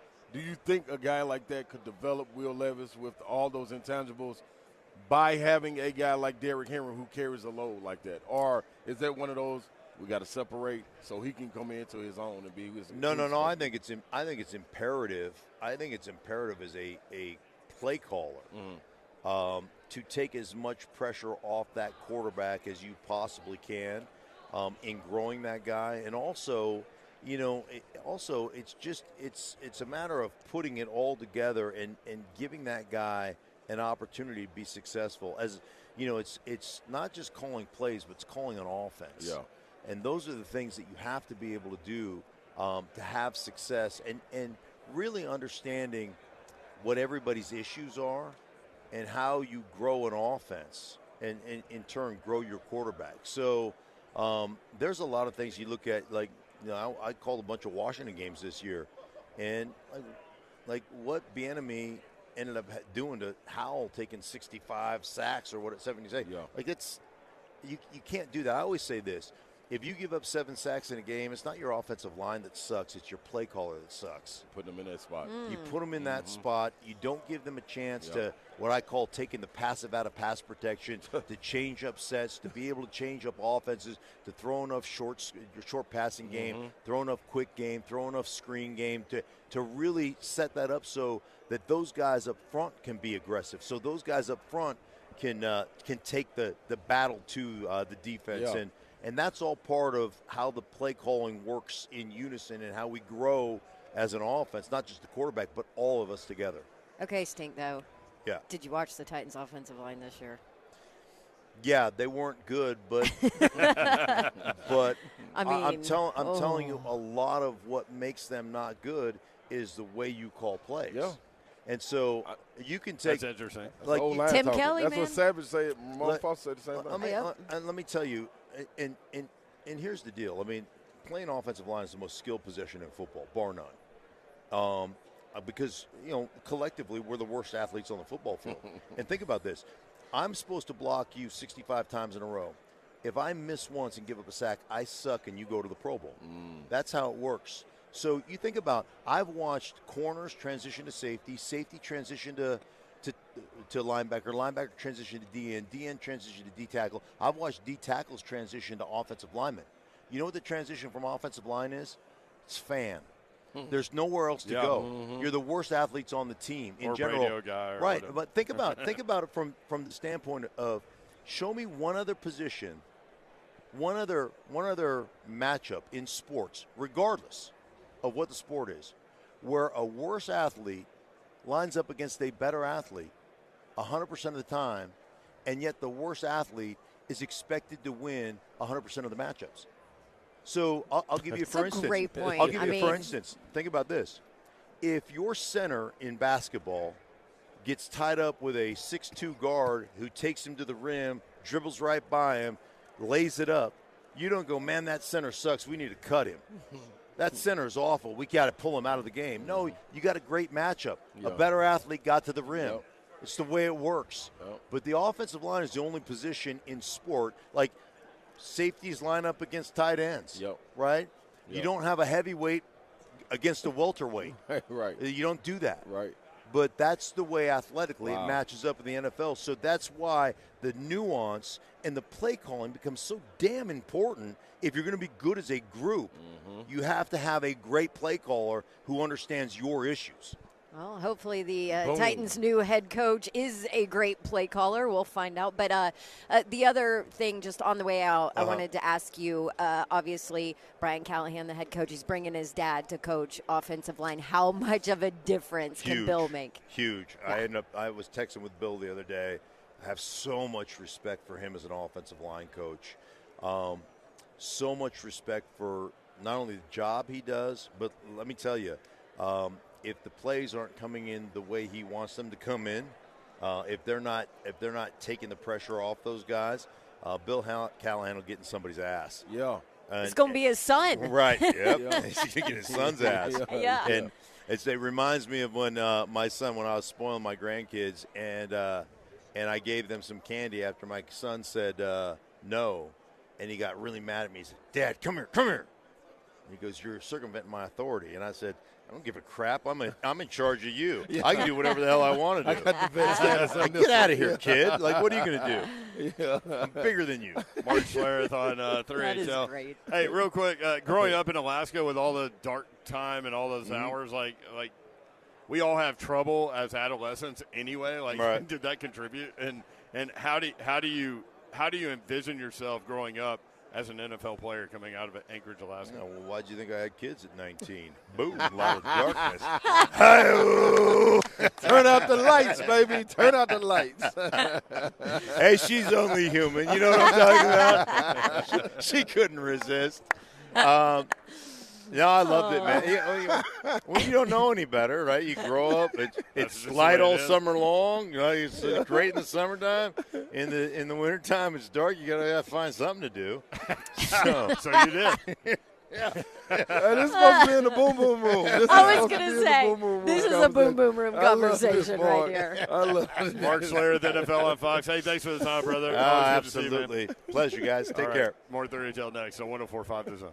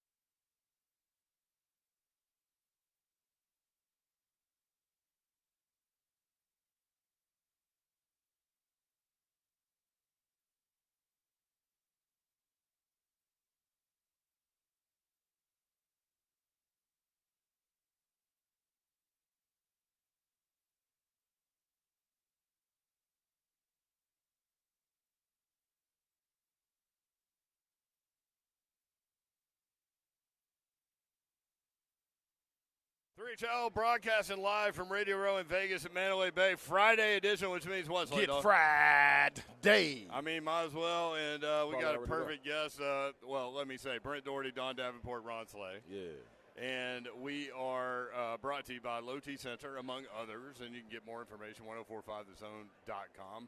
But we might as well get fried on a Friday day with Blanco Brown at the table. Hey, now say now. Blessing to be here. You understand me? Yes, what is going on, man? How are you? Man, I'm coming along. I'm blessed to be here. Yeah? So we're already all the way out in Vegas, and we're hanging with one of our Nashville folks here. So you kind of split your time, right? Nashville, Atlanta. Georgia. Yep. Okay. There Georgia. You go. Where in Georgia? Man, I'm got dang on in the city, but I'm from the west side of Atlanta, Georgia. Bankhead. Bankhead. You know what that reminds me? I'm about to show my age. Bankhead bounce. Yeah. Hey, now say now. You know. Yep. There you go. The Bankhead bounce, baby. See? Come on now. That's right. Y'all are cracking me up right now. Through there. So, growing up, Blanco, man, is this what you wanted to do? Like, was this your big goal to be this music phenomenon guy? Man, honestly, I didn't even want to be an artist. Yeah, I was behind the scenes. I never felt confident enough to lead at anything when it came to being in the musical field. I came from behind the scenes, producing, vocal producing, writing, engineering for Childish Gambino, Fergie, Chris Brown, the whole nine. Got a Grammy nomination doing that stuff. Yeah. And I was cool with doing that. But when I came up with this sound, country music meets trap music, I bridged the gap. I call it trailer trap. I was just like, can't nobody else do it like trailer me, trap. So I got to put it out myself. Trailer trap. That's what I asked, because I was like, okay, are you country? Are you, like, what do you kind of category you put yourself in? And that's what you said. A little bit of this and a little bit of that. That's the song. Blanco, don't box me in, man. Hey, it ain't no box. It ain't no box. We living. You understand me? Yeah. Trailer trap. Yep, I grew up on the west side, but then during the summertime, I would go to Butler, Georgia, Macon, Griffin, Buena Vista, Thomaston, Warner Robins. That's where my family's from. And, you know, a little noodling here and there, and a you know, some chubby diving. Some noodling. Yeah. So what crossed you over? What made you say, let me get out of the booth, let me get it from behind the scenes, behind the board, and let me get out here behind the mic. And man, honestly, I was demoing records for some of everybody. I did Kane Brown first project, his first EP. Dude, and, I love him and his music. I was demoing the records before he was singing them. So I get in the booth and this is how it should be. This is how it should go. Put a harmony here, put a harmony there. And I was doing those demos. People were like, man, you sound good doing this. Yeah. So some of them records I just started putting to the side. Yeah. And I was just like, I'm going to put some 808s on it. Like, that was Georgia Power, 10, Whiskey. Country Time was some of the first records I had done. Mm-hmm. And I went on the trailer, tracked them things out. So the demos got you going. The demoing for, like, Kane Brown and other country artists, writing those records and starting to feel real comfortable in the space and loving my tone on those demos. I was just like, man, this put me in a whole nother realm of life. I can get away from my real circumstances, which I grew up seeing people killed and, you know, like some of everything. I saw violence at an all-time high. Yeah. The country space took me to another realm of life where I could just be free and not worry about the circumstances. Blanco Brown joins us on 3HL. So what took you to the Get Up? Like, how did that happen? Because for people that might not know, you know that freaking song, and I almost said the F word. Sorry. Yeah, that's sorry, no, y'all. but like y'all, it's on radio. Yeah, yes. but y'all know that song. What took you to that point? Like, where did that come from? Honestly, when I did the Get Up, I was at one of the lowest points in my life. But at that time. But then, you know, the accident and stuff and whatnot, that was a even lower point. Yeah, we'll get to that. I started off with the drums, and I started with the lap steel, and I started adding anything in the studio that made a sound. Yeah. I played the spoons on it. I did some of the whole, you know, I mean, I went back to the roots of it. Yeah. Muddy. You understand me? Yeah. Muddy. And That's a great word for it. It was real muddy, and I felt like it was going to be a line dance song. So I told my homie, the singer, I say, man, this going to be like Achy Breaky Heart on steroids. Uh-huh. That is a great description. And I was creating the song while I was creating the beat and doing the dance at the same time. Made sure everything worked together. The funny thing is I didn't understand that sectioning it out was, you know, just a thing, but I finally did the whole dance. Yeah. And I almost passed out. You can put that whole thing together. It's a cool workout right there. Yeah, you know, sectioning it was one thing, but doing the whole thing as a whole dance, I said, but it should be an aerobics class or something. Yeah. You might need to come out with that. That's Some good cardio. Yeah. Get up and work out with Blanco Brown. Yeah, it is. But if I'm going to do that, you know, I got to get sexy if I'm going to do that. Oh, we can get sexy together. Well, Slay is bringing sexy back. Yeah, So that's kind of the 2024 thing. Yeah, I'm on a mission with it. Oh, yeah. Man, yeah, but I did that song in my mother's room at her house, and then I did the first dance in the foyer of her house. And I was back and forth from Vegas to Atlanta at that time. What did your mom think about the dance? Loved it. Yeah. Kept on saying, when is this going to come out? Yeah. And we didn't really have a release date. I was slated in the Billboard at the top of the year, January, and one of the 7 country acts to look out for. And Lil Nas X came out of nowhere and just slapped the whole world. Get out the way. I'm talking about that thing was up through there. Yeah. And then the label was like, we really don't know what to do at this point because Yeah. I was just like, nope, we ain't stopping here. Yeah, dog. Keep I pushing. signed my deal in 2018. 2019, we finna make some shake. Yeah. I leaked the record April 19th, and here we go, Voila Magic. It's on. Yep, it's now the biggest Dope. line dance song of all time. Yeah, yeah. That's great. Kids, adults, everybody know about that right there. Yep. Yeah. So, is there an artist in the country music realm who has really supported you, who you've kind of leaned on? You know what I mean? Just in your kind of transition to the front of it, your own music. Yeah, I mean, I have support from Nashville artists. I mean, like all across the the rim of it. Mm-hmm. I haven't really leaned on anybody. That's why I haven't done anything featuring anyone. Right. If you listen to my music, I didn't have any features. I was featured on other people's records. And I just wanted to build a space for myself and not say that somebody co-signed this or put me in this position. I feel like authentic things work for themselves. Yeah. We all could look like gold, but at some point in life, that gold gonna start fading on the ones that's faking, just trying to do it for views. Yeah. It's in my heart and soul. Country music, rock and roll, and 808s. Yeah. You understand me? Can you see how many people are trying to cross over to that lane now? Oh, man, there's so many. And I get inboxes every day. People at me and tag me and stuff. Some of it sounds amazing, and some of it sounds not amazing. Yeah. yeah. Just straight up. Yeah. So, okay, so with that being said, you said the lowest point when you came with Get Up. What was the other lowest point? You alluded to a little bit about the accident. Man, being hit head on by a drunk driver in 2020. Wow. August 31st. I saw his truck coming at my lane. I tried to dodge it. Hit it dead at the center. Well, he hit me dead at the center. And went through the windshield, landed on the bed, died en route to the hospital. They say I pleaded the blood of Jesus the whole time till I passed out. And I remember talking to the paramedics and asking them, could I make a phone call? If I'm not going to make it, could I make one phone call? Just dial this number. So I was conscious. I talked them through taking my helmet off. I had just got it from Bell. It was a new clasp that they did on the carbon fiber that they sent me. So everything was right in alignment. The doctor say the helmet saved my life. God, the whole nine. Yeah. And I had to learn how to walk again, had to learn how to hold a microphone. My first show was in Florida with 60,000 people opening up for Luke Combs. Wow. And I had the microphone double taped in my hand. I still have a knot in my hand that just won't go away. Yeah. But new scars and more guitars. Yeah. New scars and more guitars. Yeah. I love it. Fender ended up sending me a custom Blanco Brown pearl inlay Acoustasonic, and they wouldn't do it for nobody. So it was a blessing to have. Here's the thing, and you know it, man. Everybody's been through crap. Definitely. It's those that rise above it, right? Definitely. Right. Keep it going. Yeah. Yeah. Hey, Purpose over everything. Yeah. So who wins the Super Bowl? Man, you tell me. Everybody says Kansas City, so I'm going San Francisco. You know what? I'm gonna say I wish the Falcons was in the thing. Hey. Yeah. I'm ATL all day. I bleed birds. Dirty birds. Yes, Bring them back. But if I had to go with somebody, man, I had to go with Pat Mahomes. Yeah. I mean, how can you not? Bet against him, right? That's what everybody says. Don't do it. Blanco Brown, man, what a story. Wish that guy the best for sure.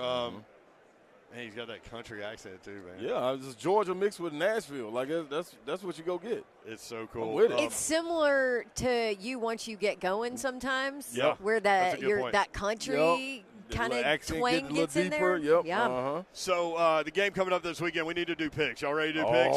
Chiefs and 49ers. Bless you, Babsy, as she has a headset mic so she can't get rid of it. There she goes. She's Sorry, guys. She's allergic to gambling. I'm allergic to picks. Allergic to winning, maybe. So I'm watching Get Up this morning. Yeah. Everybody did what everybody's done down here. What? Chiefs.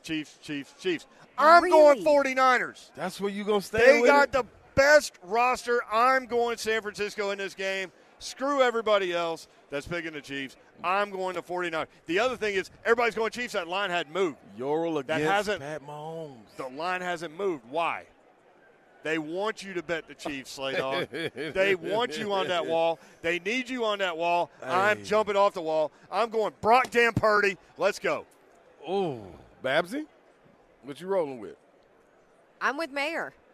Boom! You going 49ers too? I'm going 49ers, but there's a couple of reasons. One is because that little soft spot in my heart that does exist, where I really like the emotional whatever story. Wow. I love me some Brock Purdy. I love his story. I love that he is so unassuming and has just been counted out. And I forgot, we were talking about it this morning. This guy came off surgery. Yeah.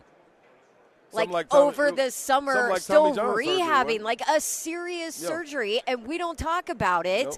Nope. Look at what he's done, and at the end of the day, look at the cast of characters he has around him, and that's why I'm going Niners. I think Brock Purdy has ice water rolling through his veins. Okay, that's all good and well, and I'm surprised by the picks, but I'm going to stand there, and I'll stand on the hill with everyone else and just say, hey, he taught me a lesson.